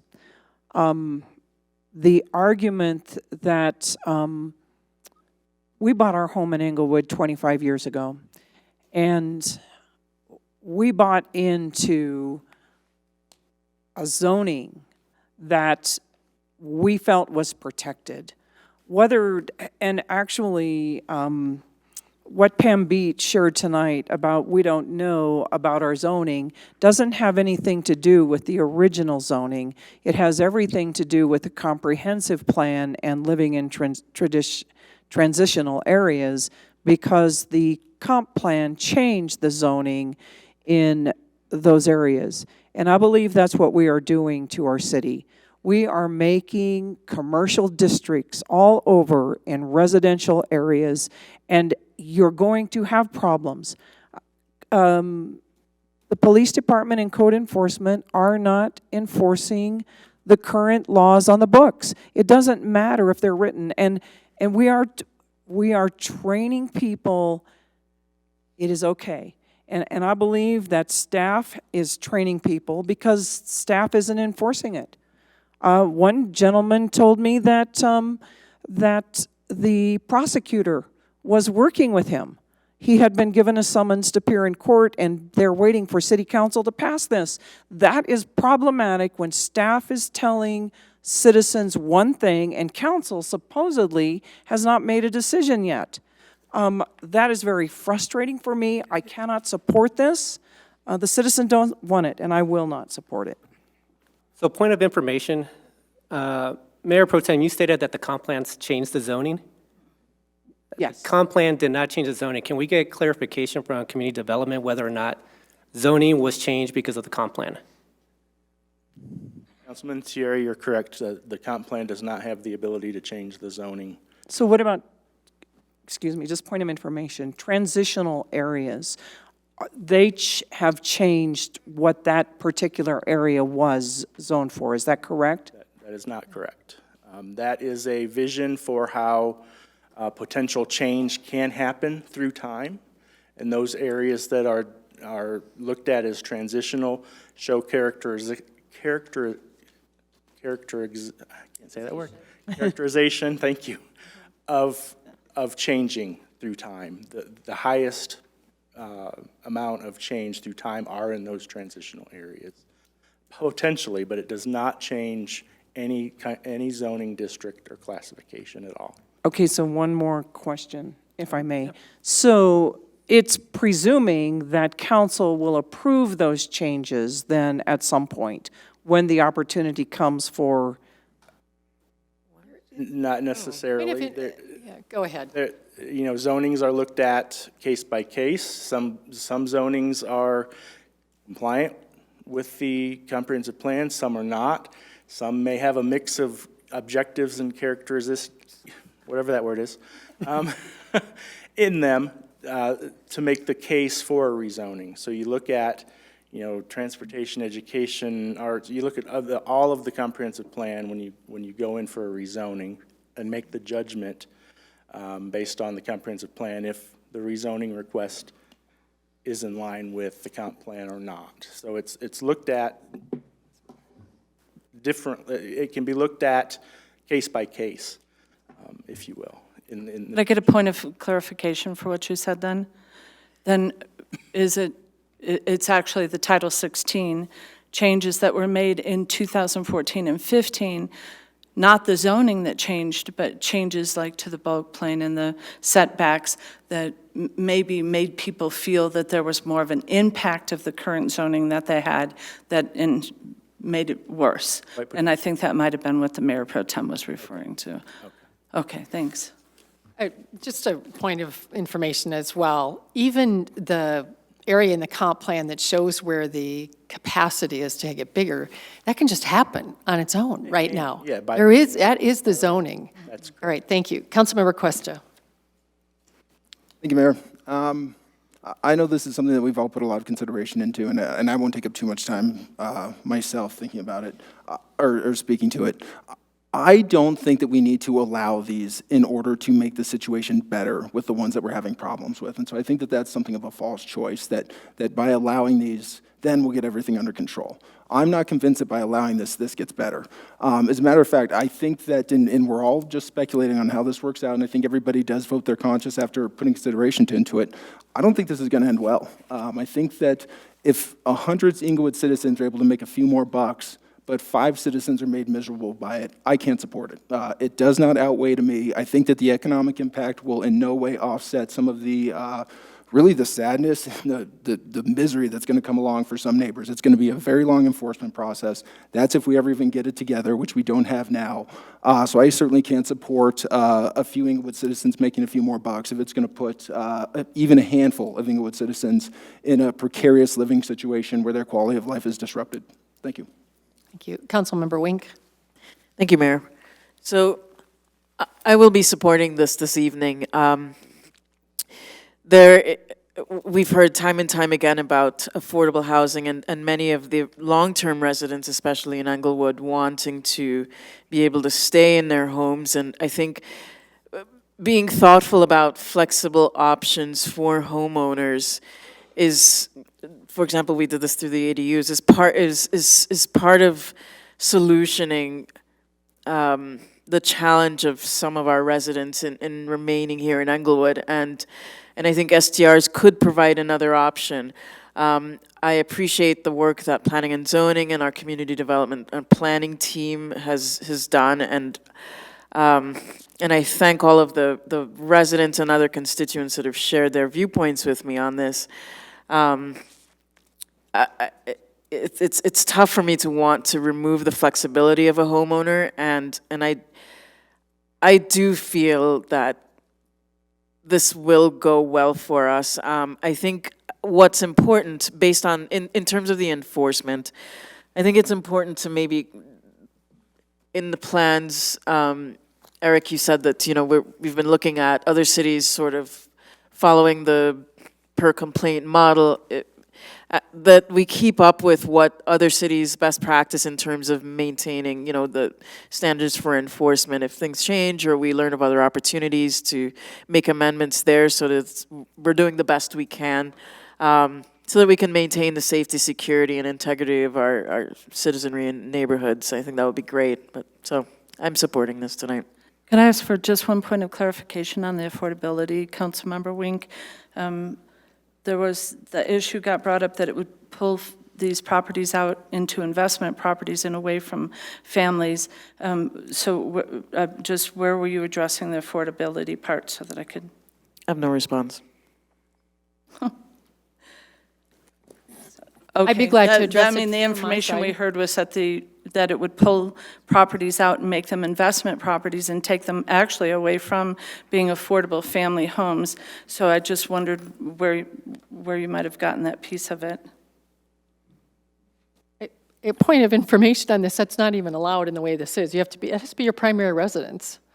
So that's what I think she's talking about. So I'll speak to that part of it. That is one of the reasons why I can see us saying yes to it, is that I know of so many people in R1A right now who have these, and they are making their... That have what? STRs. And I didn't even know they had them.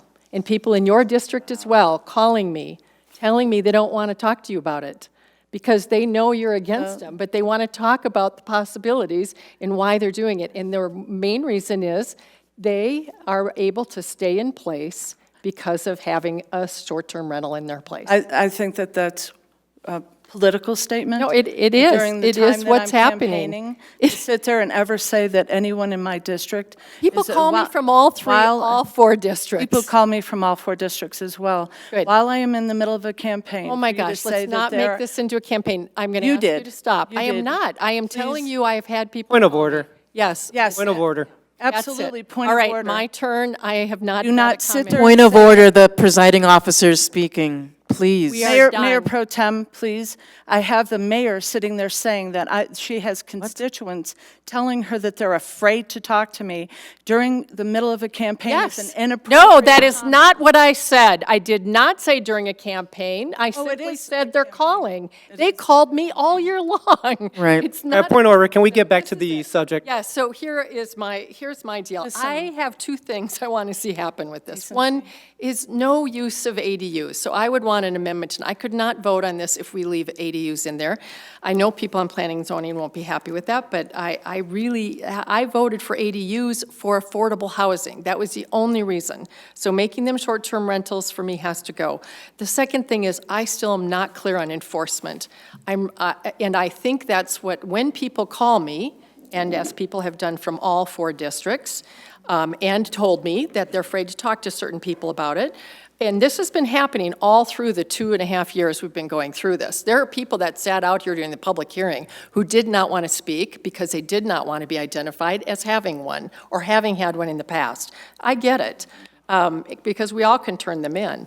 So what I'm concerned about is the enforcement. I don't think it's really clearly wedded to this, well, it isn't. There isn't any in it yet.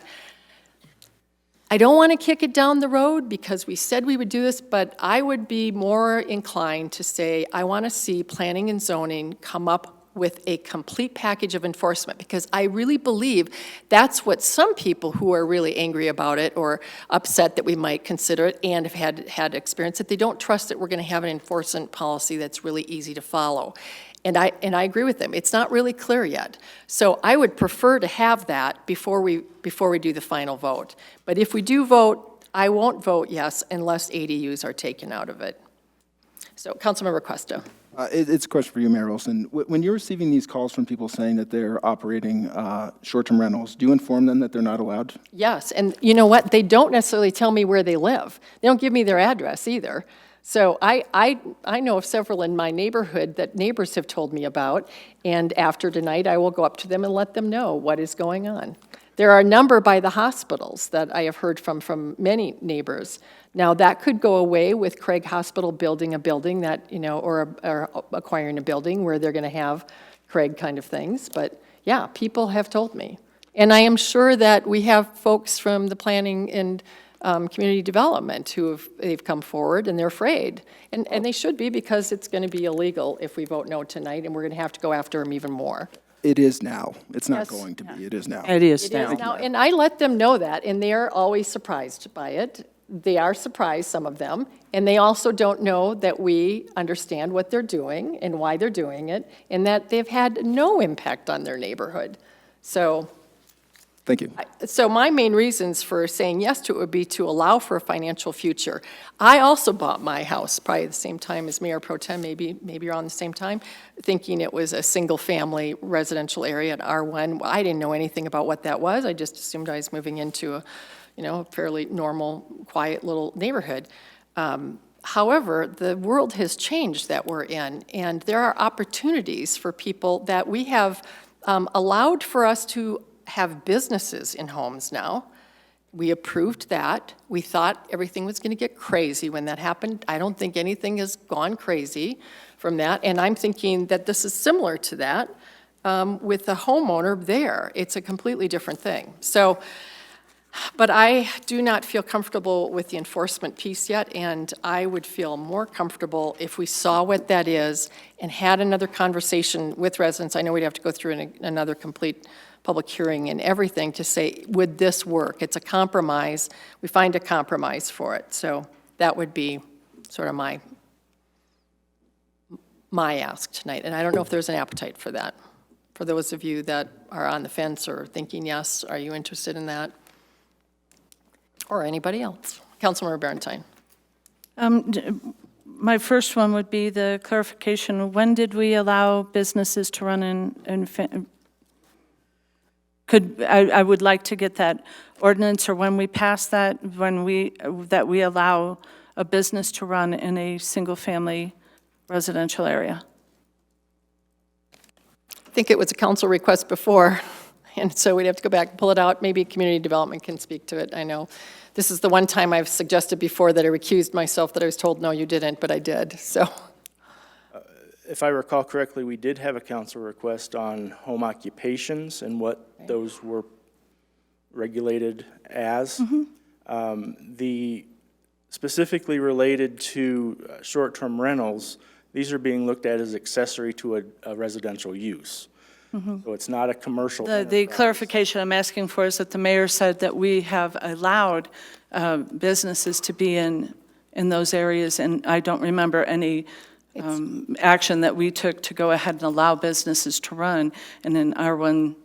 Home occupation is the correct word for it. Right. I remember it coming forward as an issue of now we're creating a business in a single-family residential area, and that got addressed, but I'm not aware of anything that this council has done to go ahead and allow business to operate, as the mayor stated. It was before your time, so perhaps. Yeah. Before or after my time, there should be some law that you could just show me that somehow this council, the previous council, or the 12 years that the mayor has been on council, when it passed. That's all I'm asking. I could provide you the home occupation ordinance. All right, thank you very much. Thank you. And then the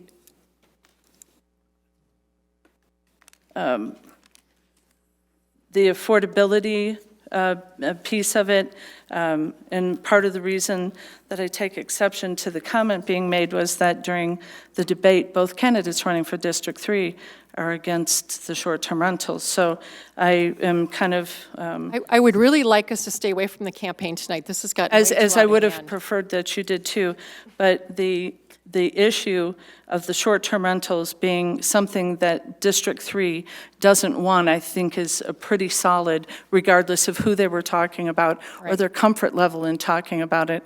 And I have shown great restraint over the time I've been on council to not ever bring those things up when people bring complaints about the mayor to me and do it in public. So I would appreciate it if you'd refrain from that. Thank you.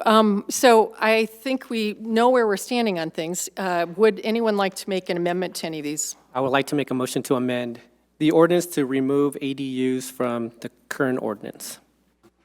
I'll second. I'm not sure exactly how to state that because not sure if there's any specific area where it does stipulate where ADUs is allowed.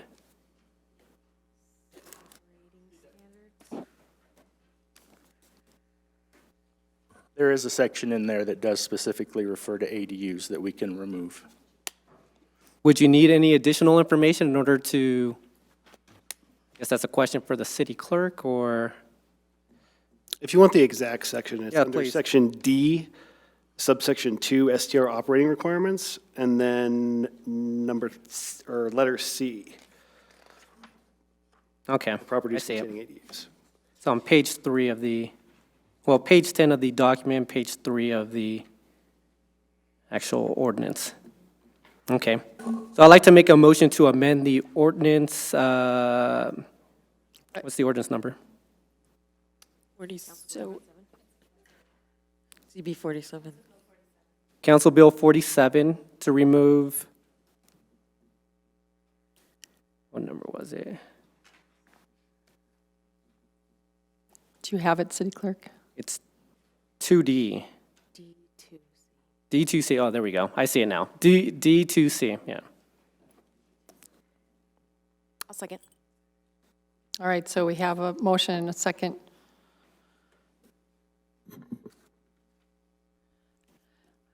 This is a good step forward because I do not want to vote for him with ADUs. I'm still really concerned about the enforcement. And I wish we had brought this all together in one.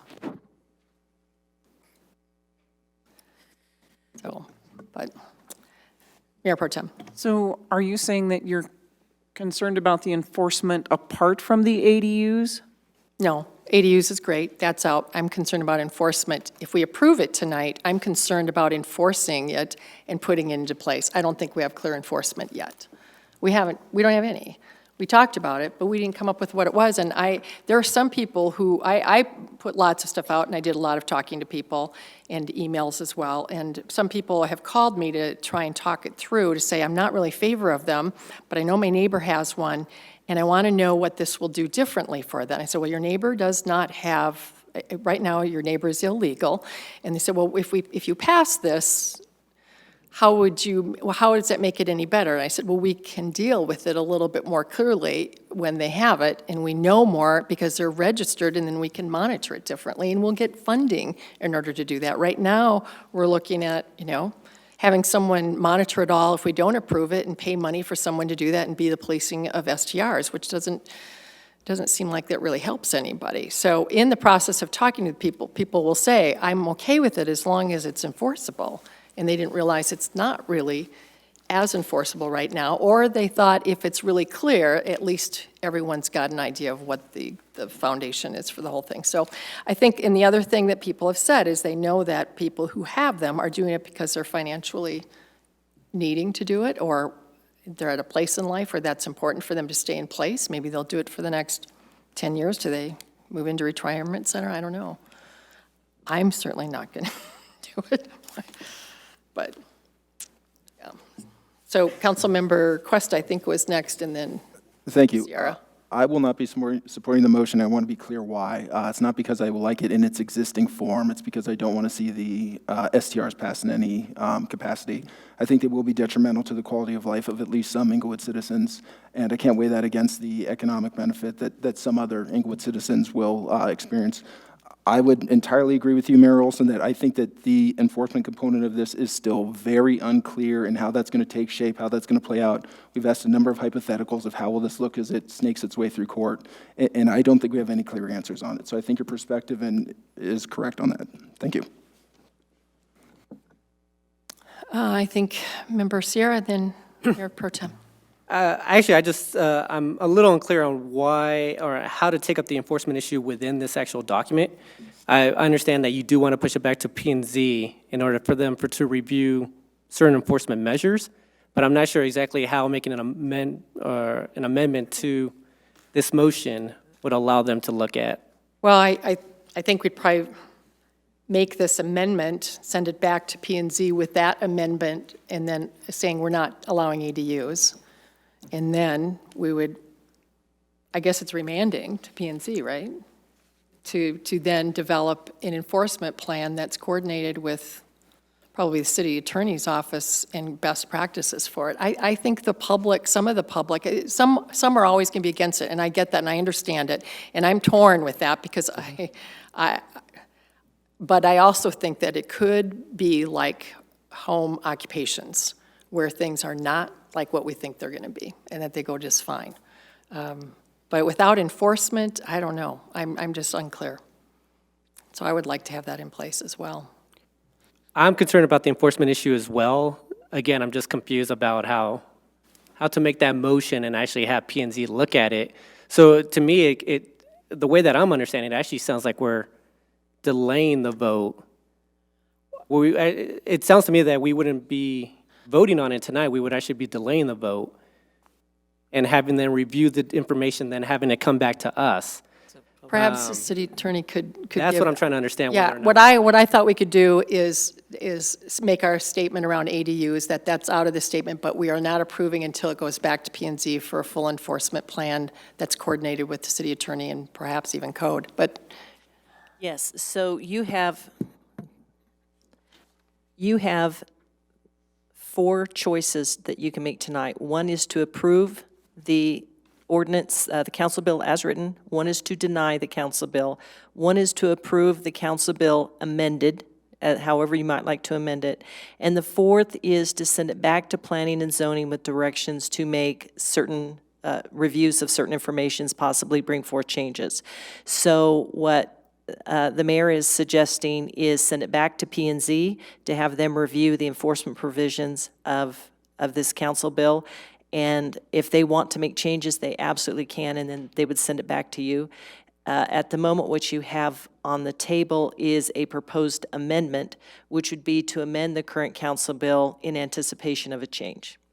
So we could vote on that and then send it as it is back to them, or we would have to, we'd then have a motion to remand it to them for an uncertain amount, or it has to be a certain amount of time. Probably technically you can go ahead and vote to approve the amendment and then send it back to them.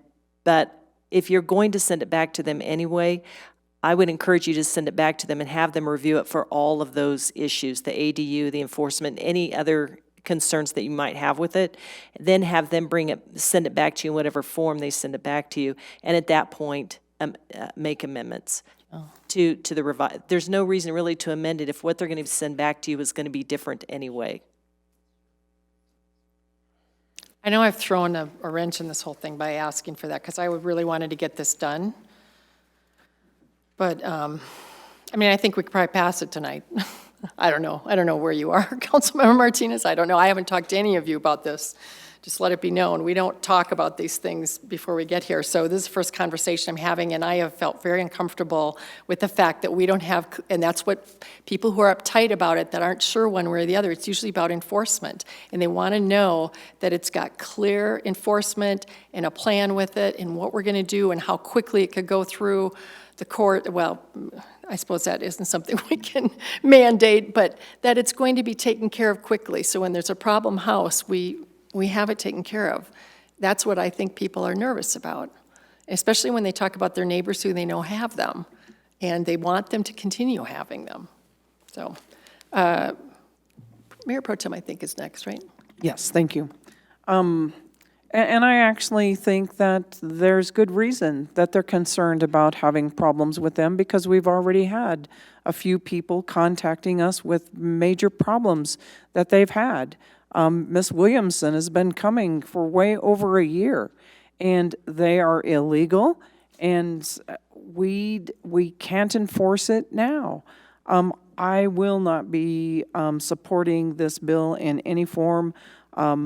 P&Z gets tired of us sending things back. I don't understand why we can't just make a decision. So I will not be supporting it.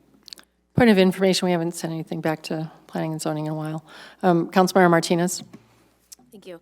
I am still torn about this, but I do like these suggestions. We have had issues with enforcement. We currently do, so I appreciate the desire to button that up and make that very clear. So I would also support sending it back to Planning and Zoning to iron out the enforcement piece. Councilmember Sierra. So obviously, enforcement is something I'm concerned about. I'm just not sure why we couldn't ask the city manager to put this as a priority if it was to pass, and have them work with, I know you keep speaking of planning and zoning, but I'm wondering why wouldn't this be something that we could just work with, whether it's code enforcement or the police department, or in tandem with the city attorney. Second question to that is, I'm just trying to figure out, if this ordinance does pass, when does this become law? So I would think that this still would take some time, having to go through the entire process, and having the city manager report back to us as part of a study session on what the enforcement priorities are before it takes effect. That's what I'm wondering if we could go that route instead of asking P&Z to go look it over.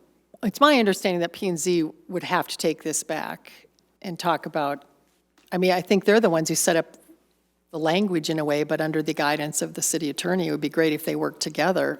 Maybe I'm misunderstanding the way this could go. No, you're not I'm sorry. Thank you, city attorney. I don't think I speak loud enough into this. So anytime there's going to be a change to anything in Chapter 16, anything, it has to start with planning and zoning. So if there are going to be enforcement provisions, this is a Chapter 16 regulation, so enforcement provisions associated with this would have to be taken up by planning and zoning. This isn't something that would happen at just the administrative level.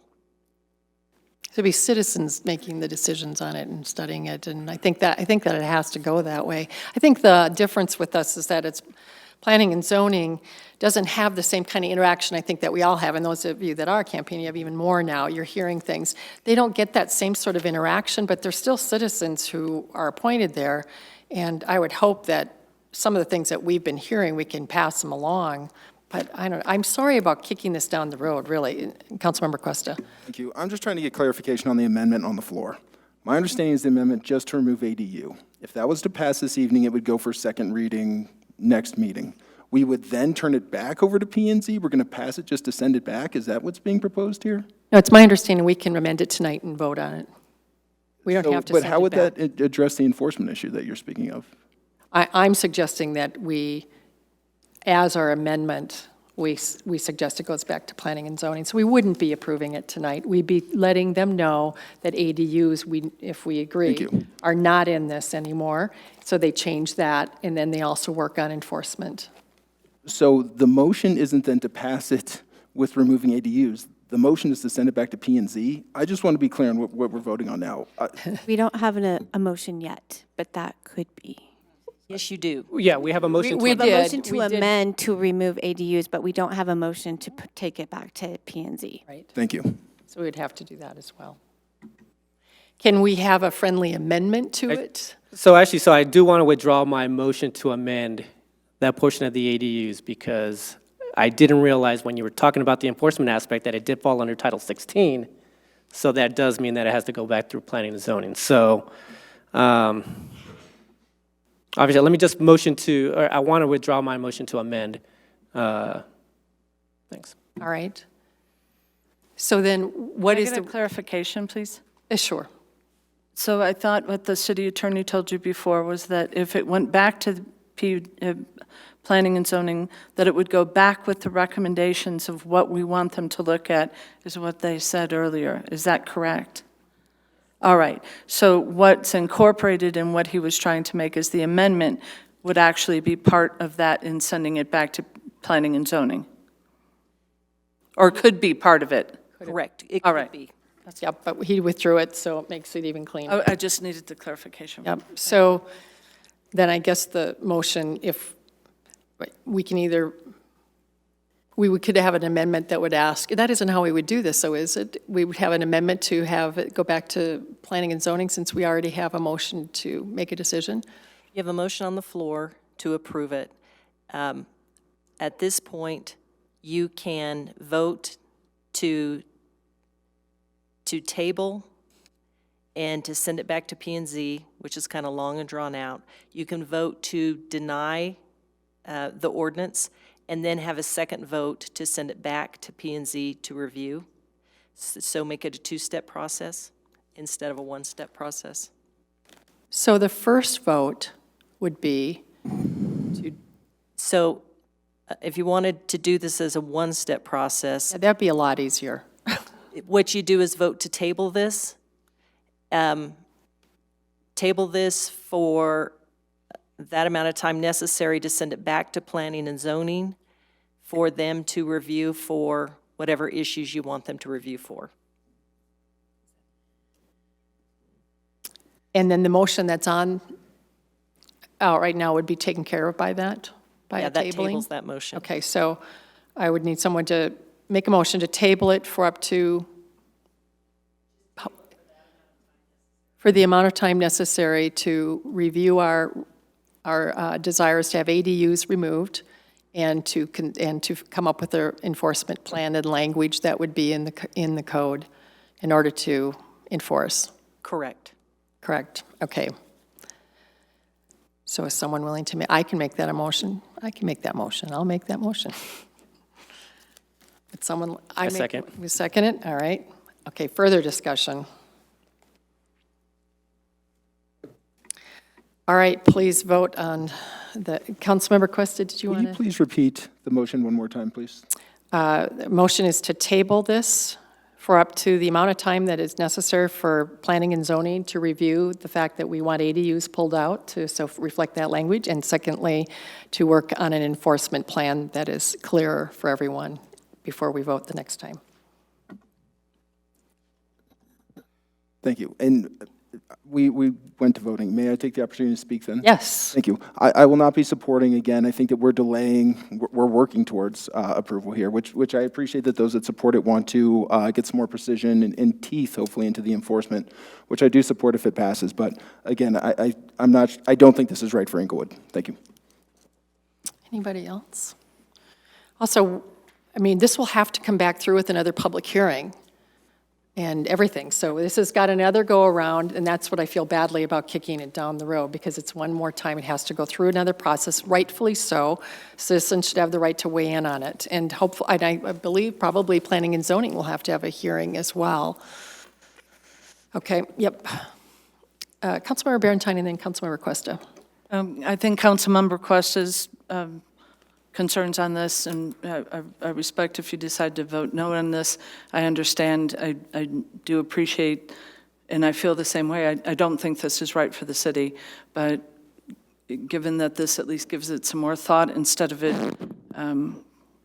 going through with so much up in the air, I would prefer that it at least go back to Planning and Zoning, but I appreciate where you're coming from on that. Thank you. Councilmember Cuesta. Thank you. If this will hit the reset button, essentially, we're going to have to go back through the motions. There is the meantime, and we know that we have X amount out there now. There was the particular vendor that we had discussed using. Does that contract just go into stall until this is worked out also, or could we still pursue the use of that third party for enforcement currently, and as we see this process continue? You definitely could use the vendor to enforce now. We can work with the vendor to, after the delay and if this were passed, we can work with the vendor to make the contract time appropriate as to when we're ready to move forward. So yes to both. Would it take a council consensus to move that forward? Maybe that's a question for City Attorney. The contract is below the threshold for City Council approval, so it would not need. Council has already stated that there's already been a consensus of council that they wanted to move forward with an enforcement agency because it's a relatively small amount of money. Whenever that agency begins working, they have to work with our existing rules. So people who tell you that we're putting things on pause, waiting for something to happen in the future, nothing has been put on pause. If they're hired now, and our existing rules say that within the 6 residential zones, you can't have short-term rentals, that's what they'll have to be looking at and enforcing. I'm happy to hear that. And as a council request, will you please just provide the time frame on that in that updated contract with the time structure? Sure. Thank you. Thank you, Mayor. Yeah, thank you. And I appreciate your comments about that, because I have someone who called me who's wanting to buy in Englewood, and they were told about 3 or 4 months ago that we don't allow them. So I know that word is getting to some people so they don't want to buy here until they know one way or the other, which I keep saying, come to Englewood anyway. All right. So, any other further discussion on this? Does everybody understand what they're voting on? Please vote. All votes have been cast. Let the record show 5 ayes and 2 nays, the 2 nays being Mayor Pro Tem Russell and Councilmember Cuesta. Thank you. Would you like a break? I would. Let's adjourn for about 5-10 minutes, take a quick break, and then come back to do 11A2.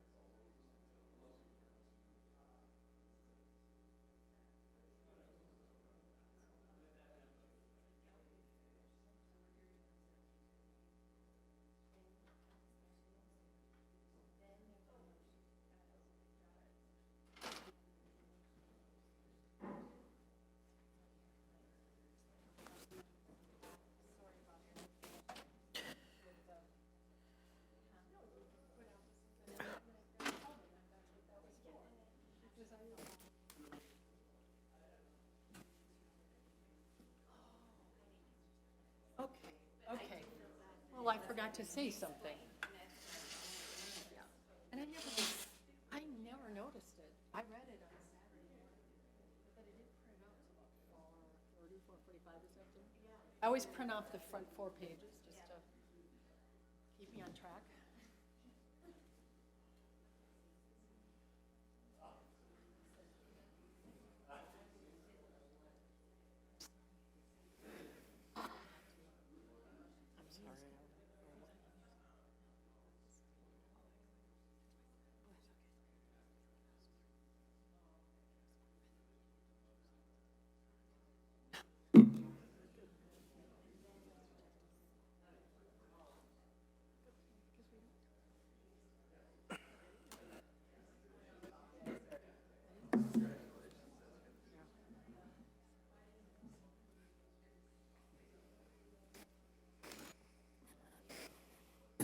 Great, if we could take our seats again.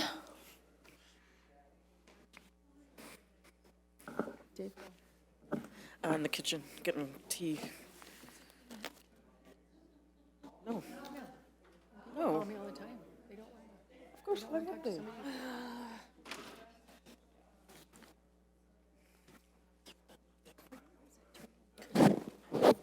Oh, yeah. I keep looking at it. What kind of screensaver is that? Turn to a no bar. Yes.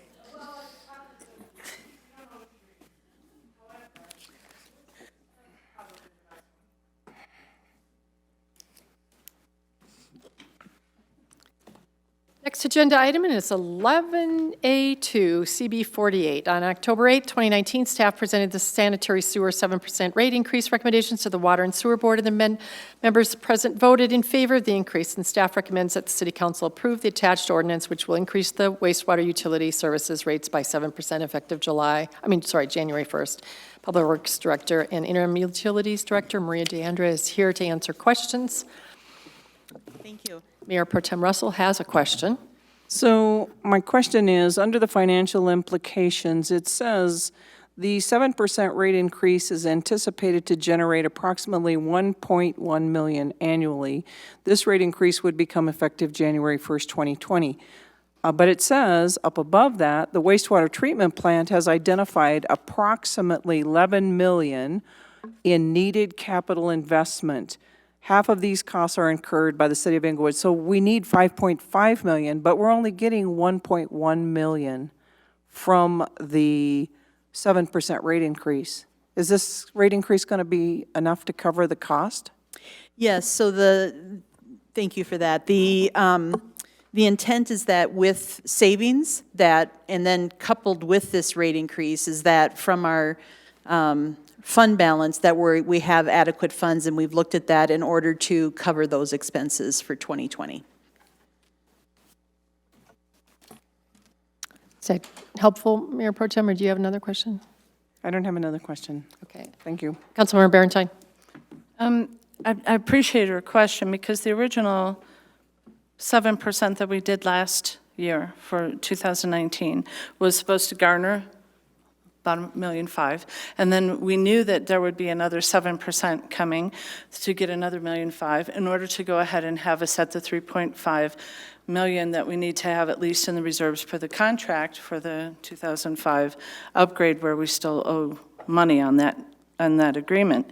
But in the budget, we end up being less at 2020. So the estimate at the end of 2019, if I'm reading this right, for the sewer fund is $4.3 million, and then in 2020, it's just doing the ending balance at $1 million.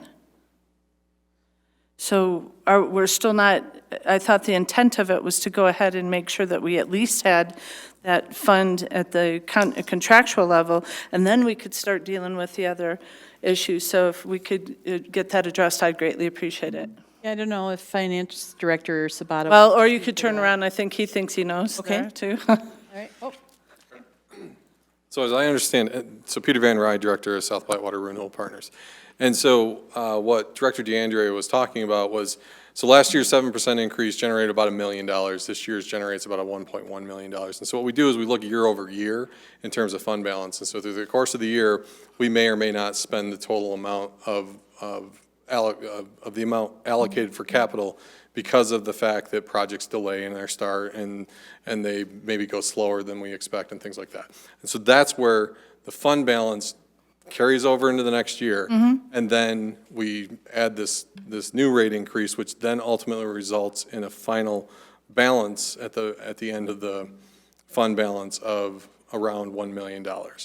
And so, as it relates to the coverage, the debt coverage for the work that was done in 2005, my understanding, and I'm going to turn to Director Sabata on this because we talked about it at the last meeting, is that is already accounted for in the actual financials relative, that's already covered in debt coverage as one of the components that is incorporated into that calculation that results in that 1 million fund balance. So the 1 million is just a fund balance.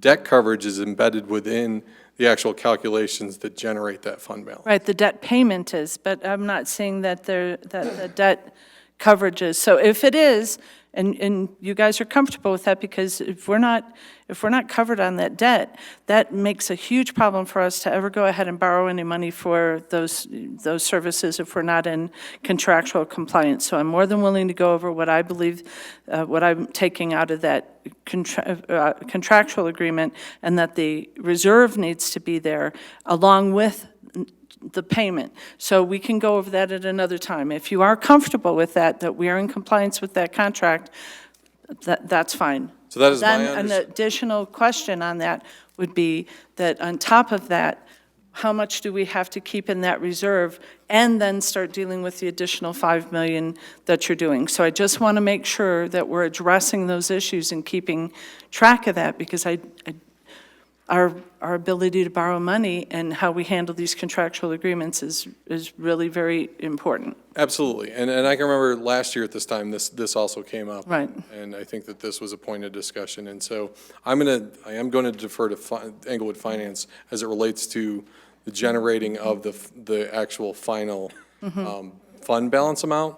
What I will say is, we've talked about the coming rate and fee analysis that will, Right. for the sewer fund as a whole.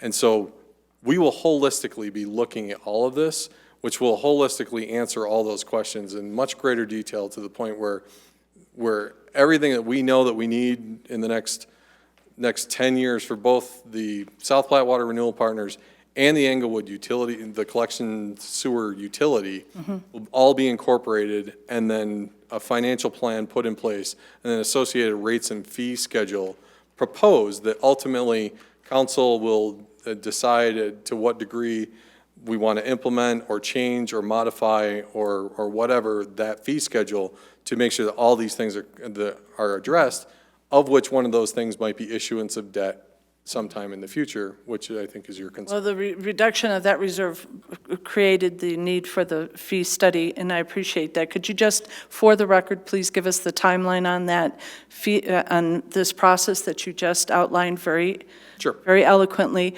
What's the timeline on that, so that we know how it's going to impact this budget and probably next year's? Right now, our anticipated timeline, and this is subject to change, but the best information that we have right now is that we're doing the master planning process right now, which tells us these are the needs. And so they're the needs for the sewer fund and the needs for the water fund. And then we talked about the additional needs from a stormwater fund perspective. And so that's all what this final master planning effort is doing.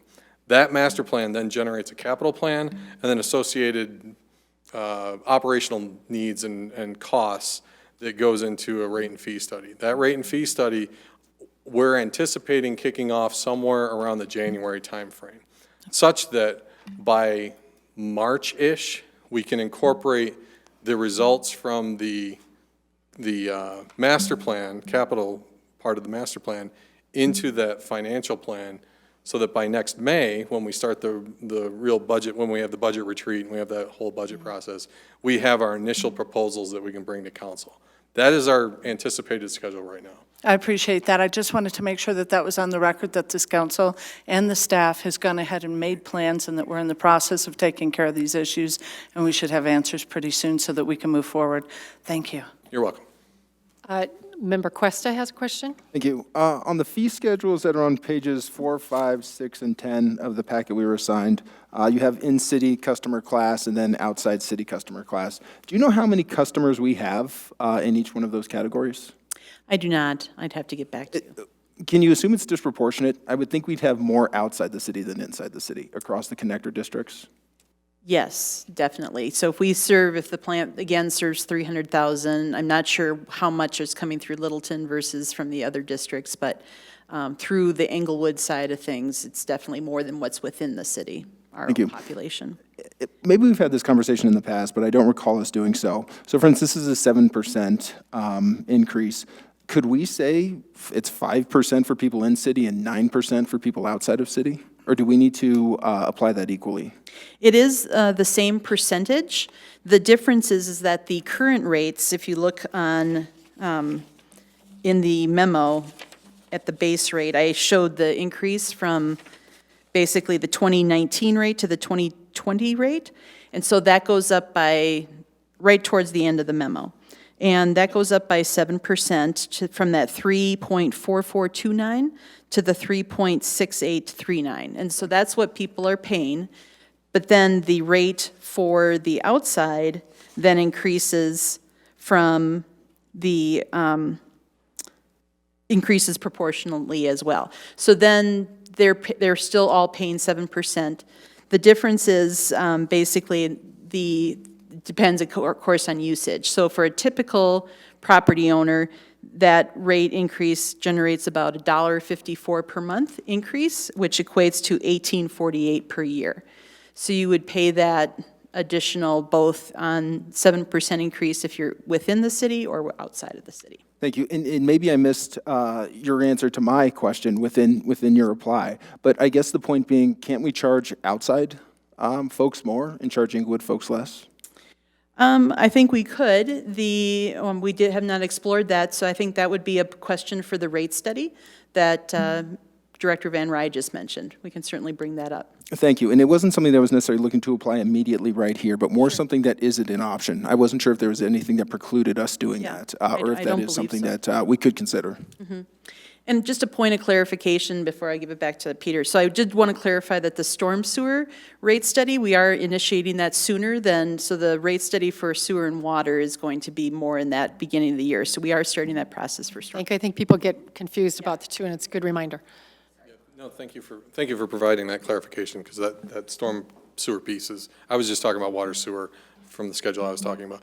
As it relates to the amount that we charge outside the city versus inside the city, we have contracts with each one of those districts or each one of those cities. So each one of those contracts sets those things. So we can look at those contracts the plan as part of that rate and fee study is to look at all those contracts, because one of the things we want to make sure is there's equity in terms of how things are being charged, and then from there we can ensure that we're charging properly. And if it means that we're charging a little bit more outside for inside because the city has made the investment in the infrastructure and wants to get a return on that investment, that's something that can be evaluated. And part of what we're going to look at and bring forward is we'll look at how to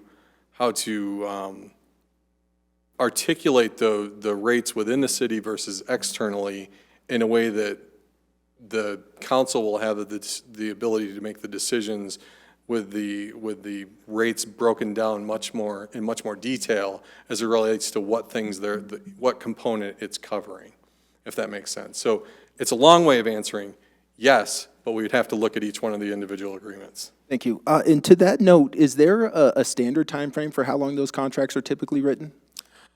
I don't know off the top of my head, but we can get you that information. Thank you. Thank you, Mayor. Mayor Pro-Tem? I just wanted to reiterate the same thing because I thought we had talked about that before. Back in the spring when we were talking about the rate study the first time, is that we really want the residents in the city who have paid for the infrastructure not to bear the brunt, not to be paying as much as the people outside of the district who are benefiting from the infrastructure that we have built. So Right. You are considering that. Yeah, and we definitely are, and that's where we'll come to council with proposals that you'll be able to evaluate. And, you know, if you think of those districts are essentially one giant customer to the city of Englewood. So a district that's running through the city of Englewood is a customer, and so then you get to determine how we charge those customers, if that makes sense. I could have a motion to approve 11A2. I move to approve 11A2. Could I have a second? A second. Thank you, Member Sierra. Any further discussion? Seeing none, please vote. All votes been cast. Let the record show 7 ayes. Thank you. Thank you. Next is 11C1, under Resolutions and Motions, a presiding municipal judge salary discussion. Presiding Judge Joe Jefferson requests that council discuss and authorize a salary adjustment for the presiding judge to commence on the applicable anniversary date of January 8th, 2020. Our Honorable Joe Jefferson is here to answer questions and make a presentation perhaps too, I'm not sure.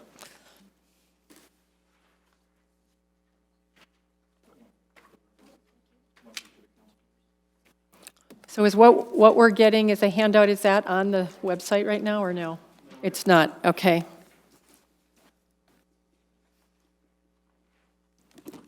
Good evening, Mayor and Council. It's my pleasure to address the public and Council this evening. In an effort to provide better communication to the public, I'd like to provide a brief overview of our court and highlight just a few important updates before I address Council business for the evening, the 2020 salary for our presiding judge. Our court was established by charter in 1959, and we enjoy the only truly publicly elected judge in the state. I believe this ensures trust in the local judiciary that is truly independent. We provide excellent judicial service to our local community with faster and better outcomes than our state court counterparts due to the familiarity with the community, the stakeholders, and the impacts cases have on people locally.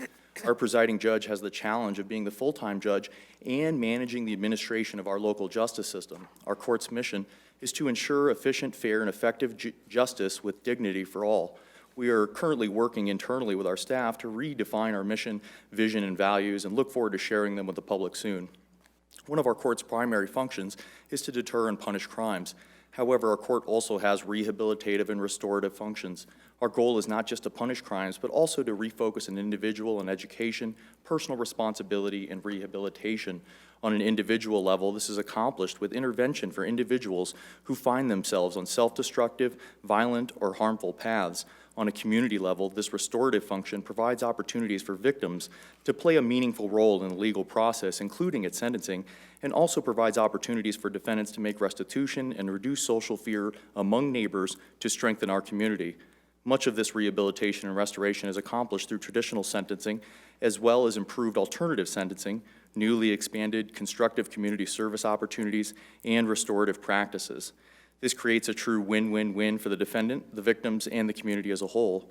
This is accomplished by providing opportunities for the defendant to make up for a wrong committed and get resources for the victim to be restored and for the community to benefit as a whole by helping plug a gap in in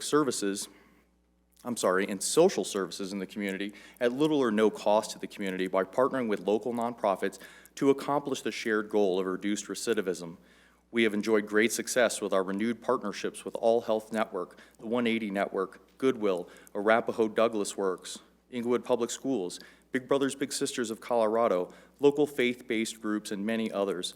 Hope on South Broadway was one of our best partners in the area with great amount of resources available, and with their recent closing, we will miss them serving Inglewood.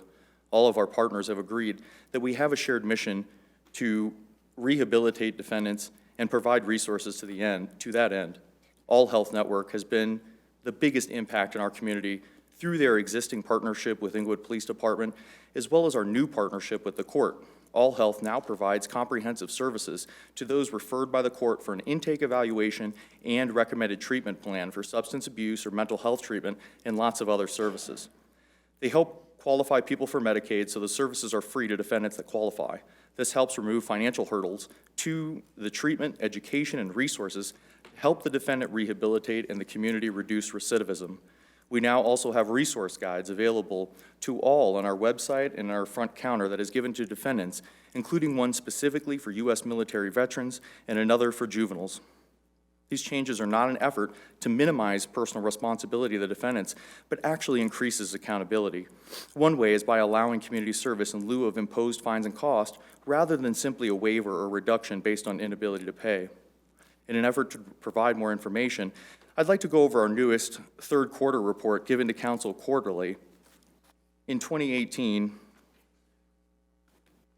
the court has a busy year. We had over 9,000 case filings, about $9,000 in total collections, and total expense budget of about $1.1 million. 2019 has been just as busy as we have had more court cases that require a hearing, even with a 20% reduction in year-to-date number of filings and total collections. We are busier than ever and continue to do more with current staffing.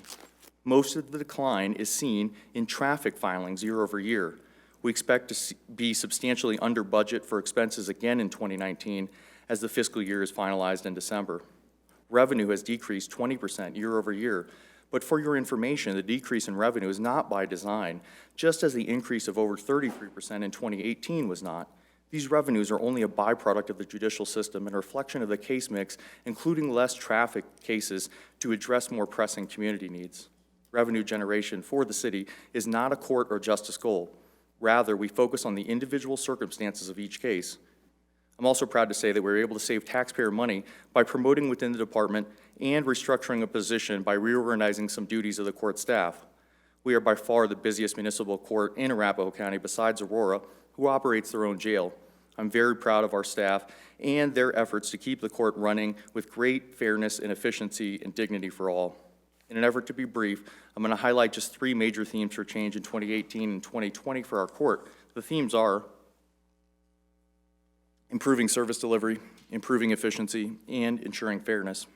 In an effort to improve service, we're currently in the process of implementing a new case management system that will help improve internal functionality and also, very importantly, will provide some external functions that will help improve service, like being able to pay tickets online to avoid future court appearances. We're also exploring automatic text court date reminders, and we have begun to call defendants to try to give court date reminders to people who have been working, who have a working phone number on file. We have updated our web pages to provide more information to the public, and we'll have more robust improvements like more available lookup functionality, downloadable documents, and stakeholder contact information in 2020. We are also now providing more court-appointed counsel services, including to all those in custody defendants as required by new law. We're looking for ways to improve efficiency, and the new software is going to help a ton with that. We've also added a new add-on docket on Wednesdays at 11:30 for those with active warrants who are unable to post bond but want to proactively resolve their issues. Defendants see the judge for bond consideration, request to have their warrant quashed, or turn themselves in rather than simply waiting to be arrested. The overwhelming majority of these cases are not serious offenses and are simply reset without involving PD or Arapahoe County Jail. Finally, we're trying to improve fairness or perceived fairness of the court. We're part of a trend of national justice reform to reduce bail amounts and default to personal recognizance bond when little or no history of failure to appear and no serious offense alleged. We are ordering many more personal recognizance bonds or bonds with small cash-only bails as low as $50 and $75. We're also attempting to use more jail alternatives for those that are a good fit for recently improved resources like in-home detention, work release, weekender programs, pre-release job training, GED programs, mental health, substance abuse programs, as well as others offered by Arapahoe County and private entities. I'm also providing additional information to associate judges to ensure continuing education opportunities with our last meeting last month. Finally, I'd be remiss in the report to our community if I didn't mention recent and upcoming state legislation that impacts our community. Last year, we talked about the warrant project the court completed to fully comply with debtor prison laws for old warrants with money-only matters. The court quashed nearly 10% of all active warrants. We're in a dynamic time for municipal courts with more scrutiny and changes in the last few years than ever before, and more changes likely coming in the next legislation cycles. This is something to be aware of in your role as electeds who are involved in policy discussions. As a judge, I'm limited on my public opinions or positions on these types of policy issues, but please be aware that municipal courts have an association, Colorado Municipal Judges Association, and I'm a newer board member, and they have hired the Dentons to act as a lobbyist to work with CML, elected officials, and other stakeholders on municipal court issues. I'm also proud to note our court administrators' efforts to lead on a statewide educational basis in their leadership position with Colorado Association of Municipal Court Administrators to help put together the recent guide on municipal courts that was distributed to all CML members recently in an effort to provide a deeper understanding of municipal courts. I hope you found that informative. Last session, the legislature passed House Bill 1225, and that revoked the court's ability to hold defendants on cash bail for municipal offenses that do not have a state counterpart charge that is a misdemeanor or a higher level offense. So that means for cases that involve charges that the state has deemed petty or municipal code offenses with no state equivalent, even after missing court, we cannot hold them in jail pre-trial or prior to a guilty plea or finding of guilt at trial. This has the benefit of releasing defendants who have not been convicted or admitted guilt from jail, but can create a revolving door issue in our community on property offenses under $50 like shoplifting or trespassing in open areas, for example, for those who do not want to resolve their issues.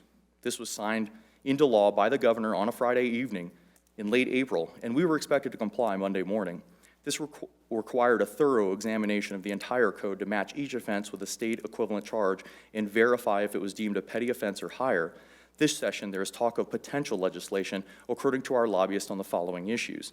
Number one, cash bond reform that would eliminate the use of cash bail and instead rely on updated risk assessment tools and pretrial services. Number two, failure to appear mandatory 48-hour grace period prior to a bench warrant being issued, which we've already begun to implement besides for some domestic violence cases. Mandatory summons in lieu of arrest that would limit arrest on municipal issues. Number four, 48-hour mandatory bond hearings that would require a 6-day-a-week hearings. Number five, removal of the use of private bond companies and use of smaller cash bonds, which we have already done in all but domestic violence cases. Number six, remove use of outstanding judgment warrants that creates a lien on your driver's license for unresolved traffic issues. These issues all have real impacts on our community, and I'd be happy to provide more information or points of contact if you would like to learn more. It's been an honor to serve as our presiding judge for the last year, now approaching 2. I'd like to thank the public for the opportunity to serve. I said when I left council it was the most rewarding experience of my life, but this job is quickly matching that experience. I love being able to work on rehabilitation and restoration of our community on a case-by-case basis. Being our judge is an extremely challenging job, but also very rewarding work. Now for the salary of the position of the presiding judge. We'll call the council this evening as setting the salary for the position and not for me personally for 2020.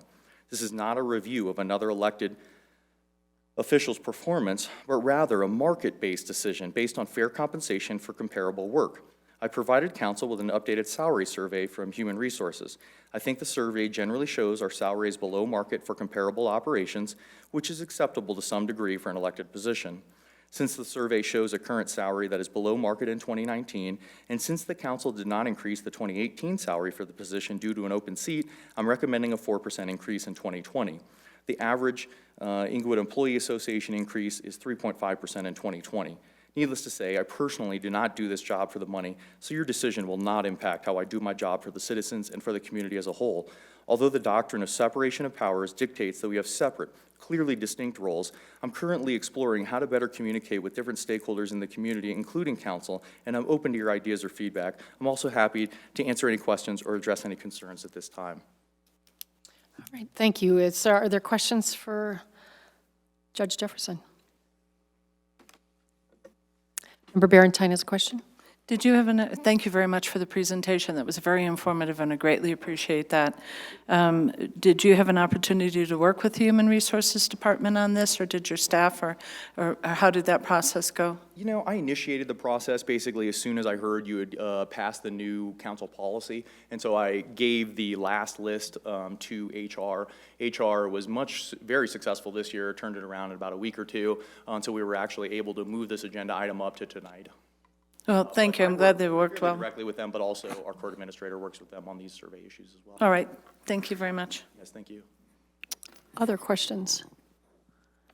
I have a question. I think we're here for the salary tonight, but you gave us quite a an update on things. I would really love to have a study session where we do that, where we actually can talk about those things. And would you be amenable to that? I'd be happy to Okay. do that. Because I would prefer we move it to that rather than have it on the night we're talking about your salary, because I think you're two separate subjects, so. Fair enough. I just hope you can understand, opportunity for an open mic to tell you Yeah, what's yeah, yeah. happening with And- the court. I didn't want to miss Right, that and we did that last Heard year. from the council last year that they wanted additional Right. information, and so that's why I provided. Right, and we did that last year, and we said, let's not do this again. We did it again, and that's our fault. So we probably need to just schedule you in the fall, because we know this is going to come after that. And let's do it before, so it's not connected. Discuss, I guess, is there? I'd love to have you present what you did. We can read it, chew on it before you come and ask. I'd love to ask some questions. I really am very excited about where you're going with some things. And so I'd like to ask a lot more questions, but tonight is not the time to I be doing that. understand. Yeah, Happy to schedule a future date. That'd be great. On a topic of your choosing. that'd be great.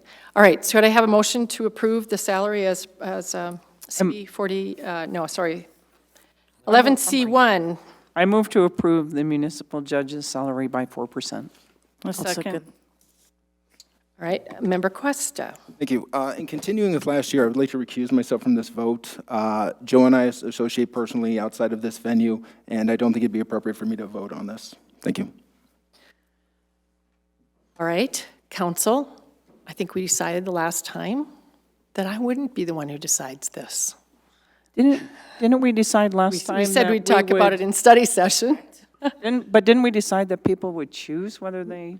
I think we said we would have a conversation in study session about it, and until then, I am not going to be the one who arbitrates this. So I'm going to hear from everybody, starting with Councilmember Sierra.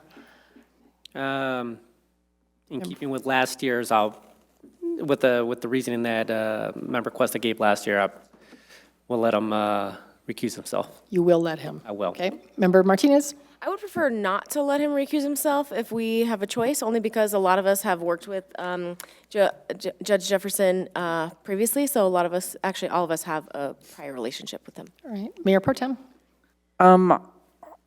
I kind of agree with Councilmember Martinez, but I also believe that each of us, I mean, I will tell you, I do believe that Councilmember Cuesta has a lot more long-term relationship with the judge than any of the rest of us, and I'm going to value his own opinion, and yes.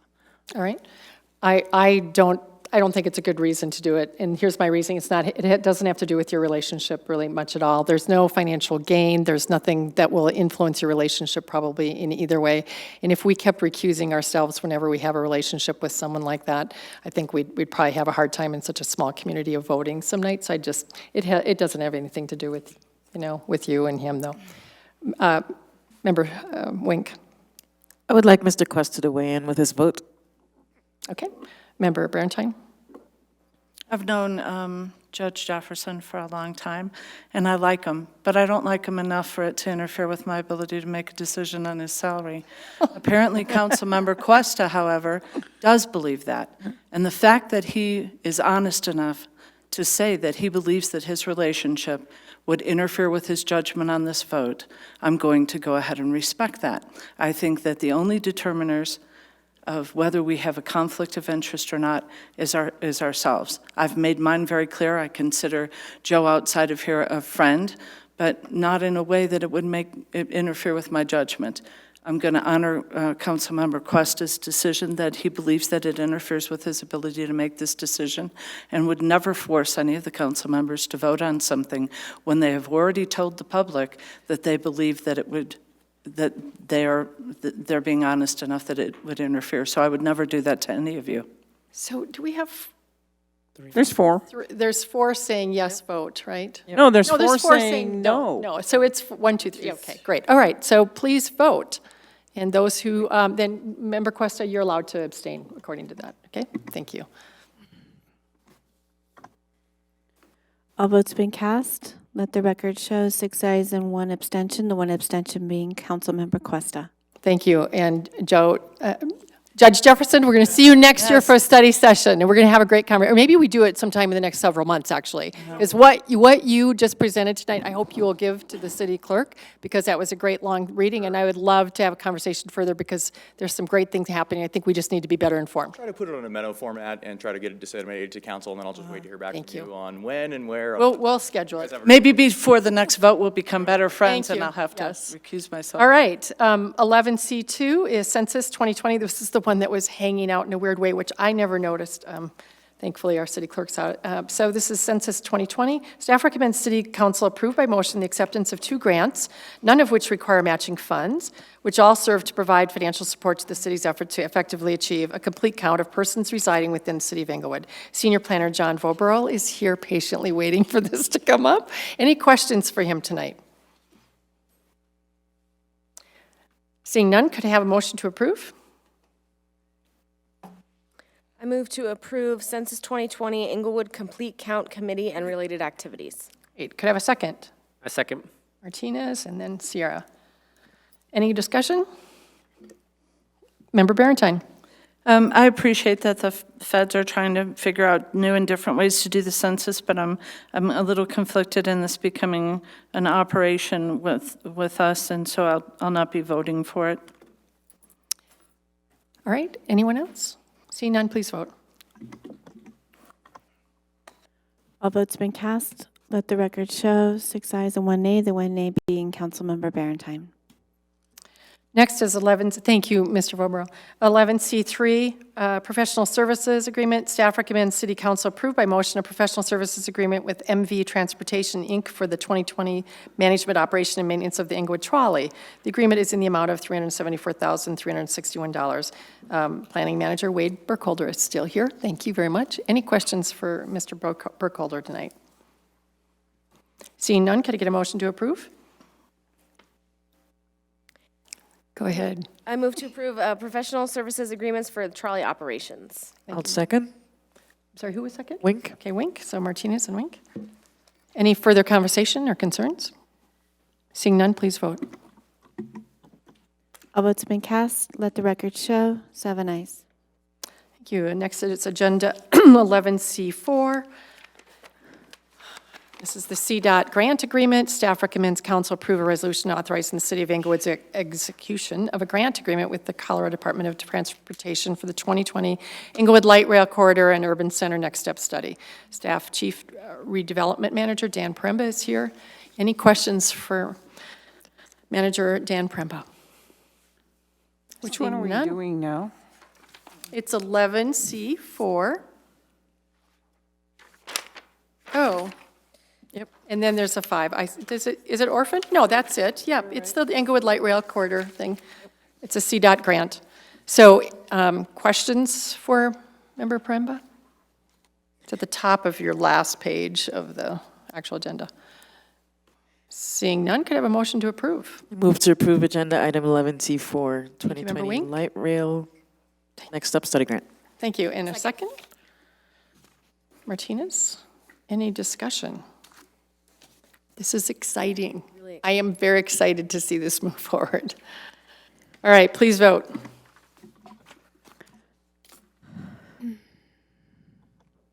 All votes have been cast. Let the record show 7 ayes. Thank you. Next is 11C5, the award of contract to Colt and Steel Corp. Staff recommends approving by motion a contract with Colt and Steel Corp. in the amount of $259,208.27 for the 2019 alley grading and stabilization project. And staff capital project engineer Jacob Warren is here, along with a couple of others. Maybe introduce yourselves. I'm Jake Warren. I'm host the capital projects manager. Thank you. So questions for these gentlemen? Member Sierra. Notice that there was only a single bid, and this actually came up during the flood meeting that we had this past Thursday, where citizens were concerned that we're not doing anything in-house anymore. A lot of our work is being contracted out. So I guess it's not really a question. I think this is more of a council request, but can we get an idea of how much we're saving by contracting out? Because I know that if we were to do it in-house, it's the, all the capital that we have to buy, additional employees, that type of thing. Have we ever analyzed what this looks like so we can provide an answer to residents on why we're not doing our own stormwater cleanup, alleys, roads, that type of thing? So not really a question, but thank you very much for all the information on this. So thank you. Mayor Pro Tem Russell. I'm assuming that because it was in the bid, that the contractor is going to trim all the trees. Is that correct? That's in the contract. Okay, so are we doing anything with code enforcement, getting the alleys up to code before we actually grade the alleys and up, because there's a lot of sucker trees that should be taken out and weeds and all kinds of things. Yeah, and just to clarify, so we're not cutting back all the trees, just within a certain window. And that's to allow the vehicles to move through and the equipment that needs to go through. That's the only reason we're doing it. So is not to take the place of what the citizens should be doing back there, but only to allow enough room, that vertical distance, and I believe it's 12 feet, if I'm correct. Or is it 16 feet? 15 feet, sorry. 15 feet wide, and that we would go straight up. So the intent is not to clear all that out. But I think it's an excellent point that we can come back with code enforcement. Maybe there's a letter or something that we could send out to say, you know what, we've done this, but it's your responsibility going for, back to there. Because I think we're going to get a lot of similar questions. Why have you only trimmed, this far and not all the way? Right, but I really think if we had a code enforcement project to go through that area where you're going to be grading the alleys to clean up everything out there before you actually do the work, it will make it so much easier, and then it'll also look so much better when you're done. Oh, I'm sorry, so before even we get out there. Yeah, I can certainly speak to the police chief tomorrow and see if we can do something in advance of our work starting. Okay, thank you. I'd like to piggyback on that. That's what I've been saying all along with code, that I wish we had this planned program of going through, letting people know we're coming back, and this would be a great way to launch that so that they know if we're going to come back, we're also going to tag you for things that aren't right, because then they know they've got a notice. But so I'd love for us to explore pre-planning on that one. Councilmember Berentine. You should have just stayed up there, too. I thought we had several bidders for this. We only received, I want these guys to speak to it. So they really, Jake was the project manager. He put together the specifications, so I'll let him speak to this.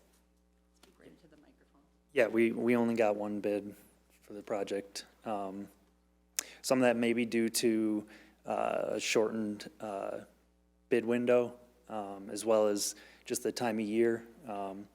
We're approaching Thanksgiving, which is when a lot of construction contracts are have their deadlines. So a lot of contractors are pushing on other projects and maybe just didn't have the resources to. Right, and it might have given me that impression because you have the difference between the lowest bidder and the engineer's estimates, which made it sound like there was, if you only got one, then the one is the lowest bidder. That's kind of, maybe confusing to write it up like that. So that's why I thought that you were just consolidating the information into here, but that you had more of the bid. So would it have been better for us to have waited then if you think that it was too close of a window? Do you think we would have benefited from that? Or how are you determining that we shouldn't just go ahead and try and do the process again to see if we could get less? So the engineer's estimate is what Jake came up with himself. So he estimates the costs himself based on various data as well as past bids, other experience. So that's how we always create our own engineer's estimate within house. If we were, we thought there were a lot of plans downloaded on our BidNet site, so we were comfortable moving forward. And I think we're very comfortable, and let Jake and Tim speak to this, that we feel comfortable with this bid given where our estimates were. And I don't know that we would necessarily get better bids waiting. Okay, then it would just be the terminology being used in there because it gives the impression that there were other bidders when you say the difference between the lowest bid. So that's, and I shouldn't have made an assumption with that. And then on the vegetation that you're doing, along with working with our code enforcement, are you going to be working with Excel as well? I mean, I know they sent trucks through, and I watched the truck come to the tree that had lines tangled in there, and they sat there. And apparently they meditated on the branches, and then they left. And the branches still were there, so their meditation practice did not work. So I heard that complaint from a lot of people as they were going through, and so we still have some significant problems with some of the Excel lines, along with our change in process of us doing certain maintenance that we haven't done for the last couple of years from Public Works. So are we going to be able to try to work with them to try and take care of some of those issues that they didn't mitigate already? That'll kind of depend on where the lines are and where the trees are, the relationship there. We obviously don't want to do work that Excel should be doing. If there's something they need to do, we would contact them to get them to help us with it. But our goal is to just go with the vertical face there and probably won't get into the power lines very much. We'll be outside the power line area or the affected area there. We're not going to get that deep into where the power lines are. But of course, to Mayor Pro-Tem's piece of that, more than likely you're going to be making some kind of assessment before you go and do a job so that you could go ahead and say, there's some code thing that maybe we should mitigate. There's some serious issues that if we go up with something, it's going to interfere with Excel. So you'll be doing that process as you go doing the work in each one. Okay. The branches we're trimming are the ones that are going to be hanging out into the public right-of-way. They're not hanging onto the private property. And a lot of the trees are, the base of the tree is in the public right-of-way, so it's kind of a public tree anyway. So we will make that assessment as we go through. If there's something that looks like it's more of a homeowner issue, we certainly don't want to do work that a homeowner should be responsible for. We don't want to spend city money on that kind of thing, so. And the reason the Excel problem came up is because as I was walking around, and especially as the winds and we got some snow already, came up, people were concerned because they go, this is Excel, and they should have been doing this. So I just wanted to mention that so that we include that as well. Thanks. Thank you, Mayor Pro Tem. So what if there are weather delays? I mean, have they been given a deadline to get it done, or is that just a suggested? No, the contract deadline is December 6th. They have 40 days. That's no matter what the weather is. Okay, so if they don't get done and we have a really big snowfall, then what do we do? Then we hit them with liquidated damages. Oh, it's part of their contract. Part of the contract. Yeah. All right, thank you. Could I have a motion to approve 11C5, the alley grading and stabilization project? I move to approve 11C5. Thank you, Member Wink. Do I have a second? I'll second. Thank you, Member Martinez. Any further conversation or discussion about this? Seeing none, please vote. Oh, Mayor Pro Tem.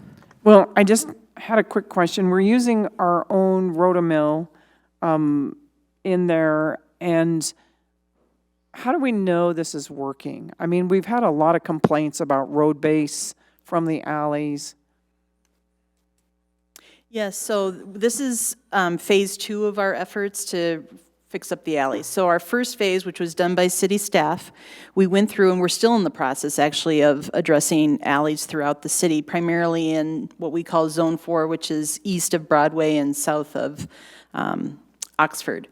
And so that first phase was to put down asphalt millings. We've always used kind of road base in the past, which has got a lot of fines in it.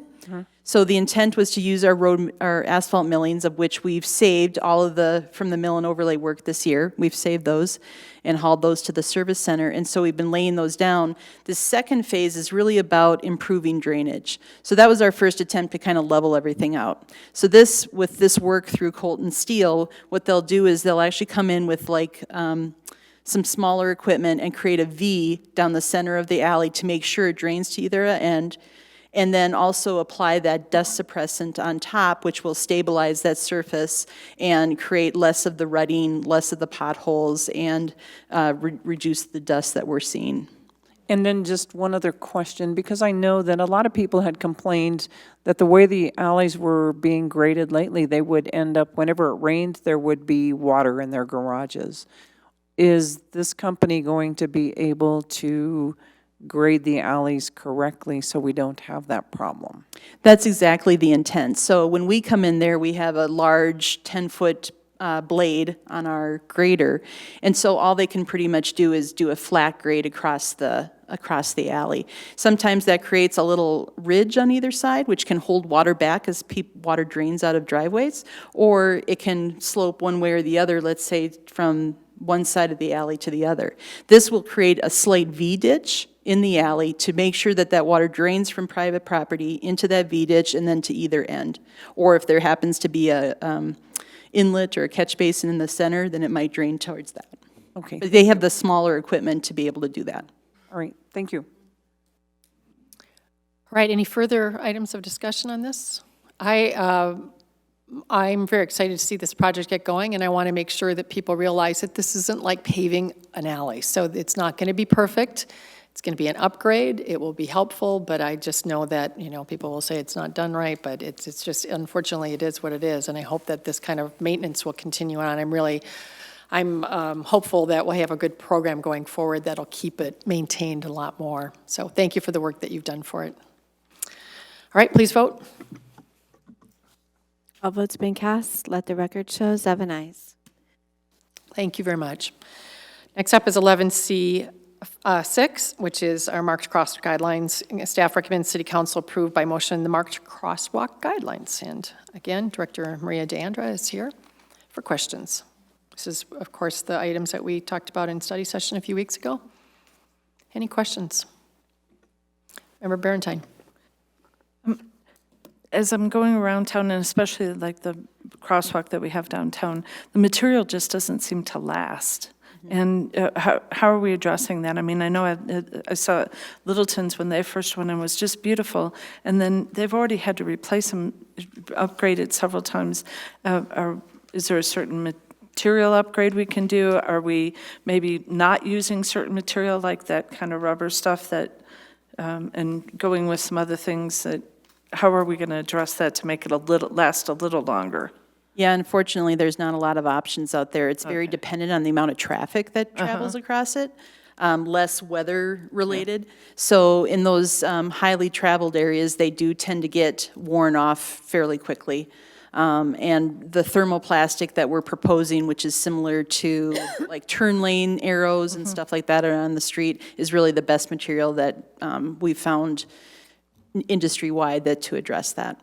But does it handle the safety issue as well, that you think that it's marked well enough, because that's why they were trying to go with that material, because they wanted to do these really defined kind of areas, but they're hard to upkeep and aren't very sustainable. So I want to make sure we have the safety, but the durability on it. So do you think that's going to cover both? Yes, so the thermoplastic, like right now, if you see a do not turn or those arrows, those are made out of thermoplastic, and they do have the reflective materials within them, so if your headlights reflect those in the evening. So we would create whatever design was desired, we would create it out of that thermoplastic material, just essentially like a big sticker, and apply that to the roadway. All right, thank you. Any further questions? Could I have a motion to approve 11? Move to approve 11C6. I'll second. Martinez and Wink. Yep. Great. Any further, Member Martinez has? I'm just excited to see this come forward. I know Transportation Advisory and Cultural Arts Commission are also excited to see us finally vote on this, so.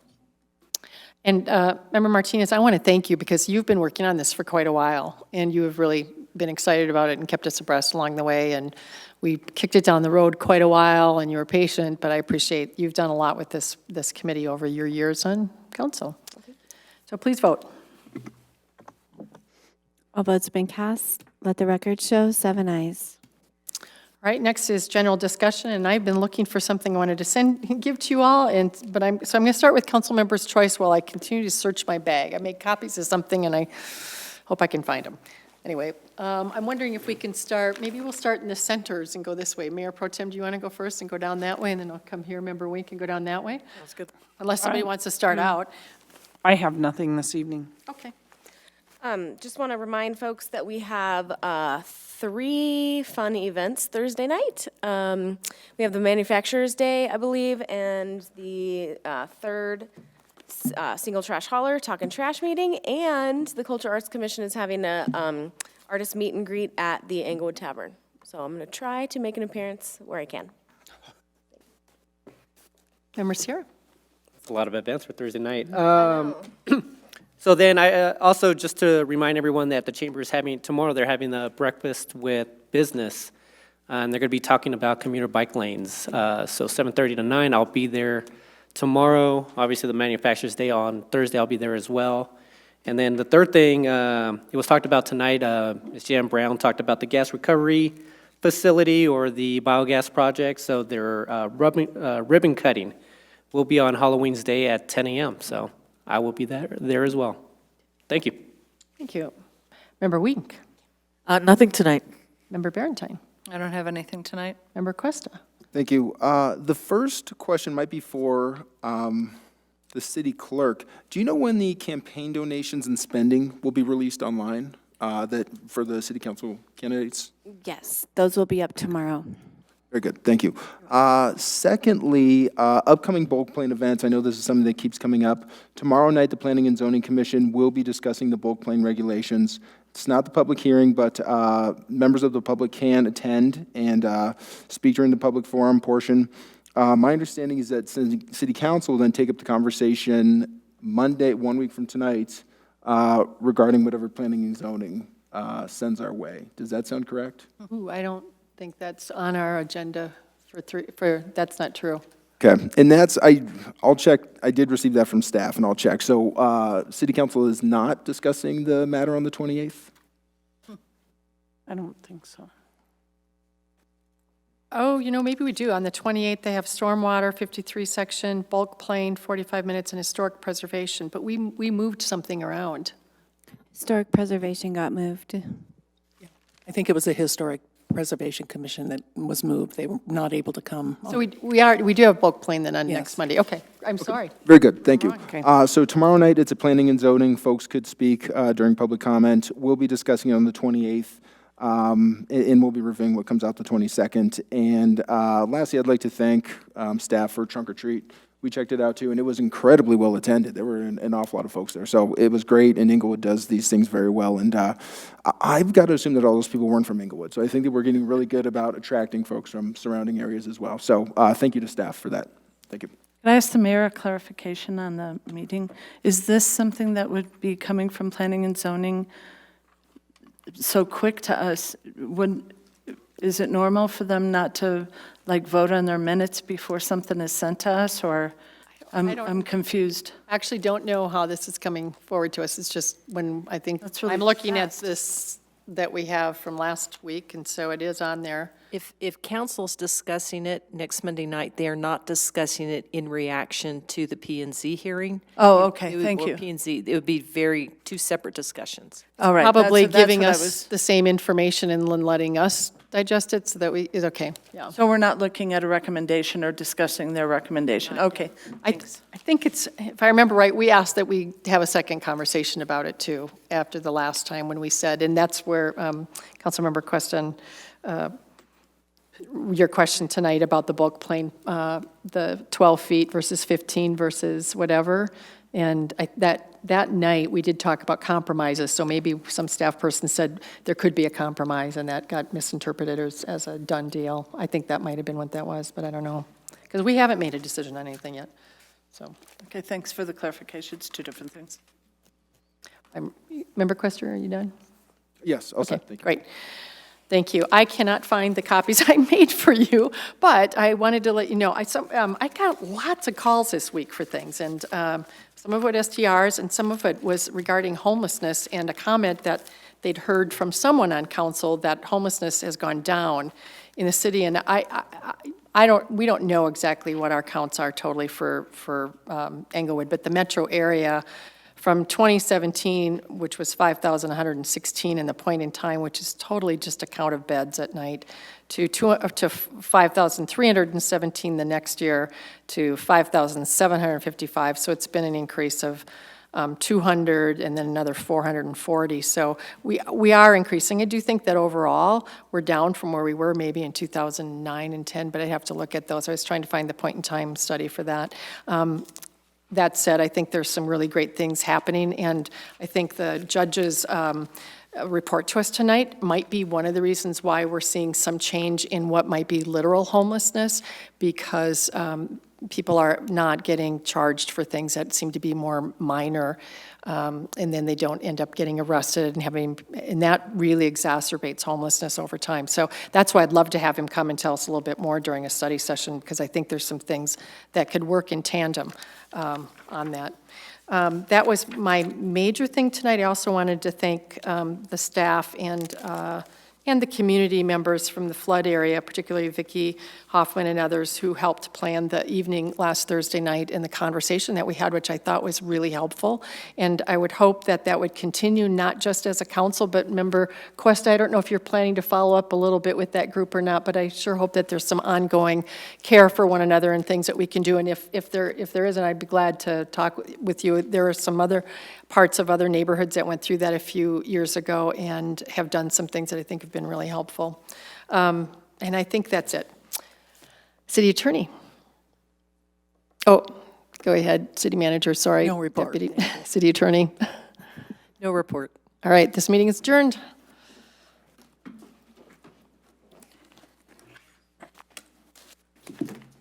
Oh, I forgot to say. So my comment about anger was really, it was what? Kind of a low blow. So I had a great conversation with him. I said, you know, what would really help our council, not just the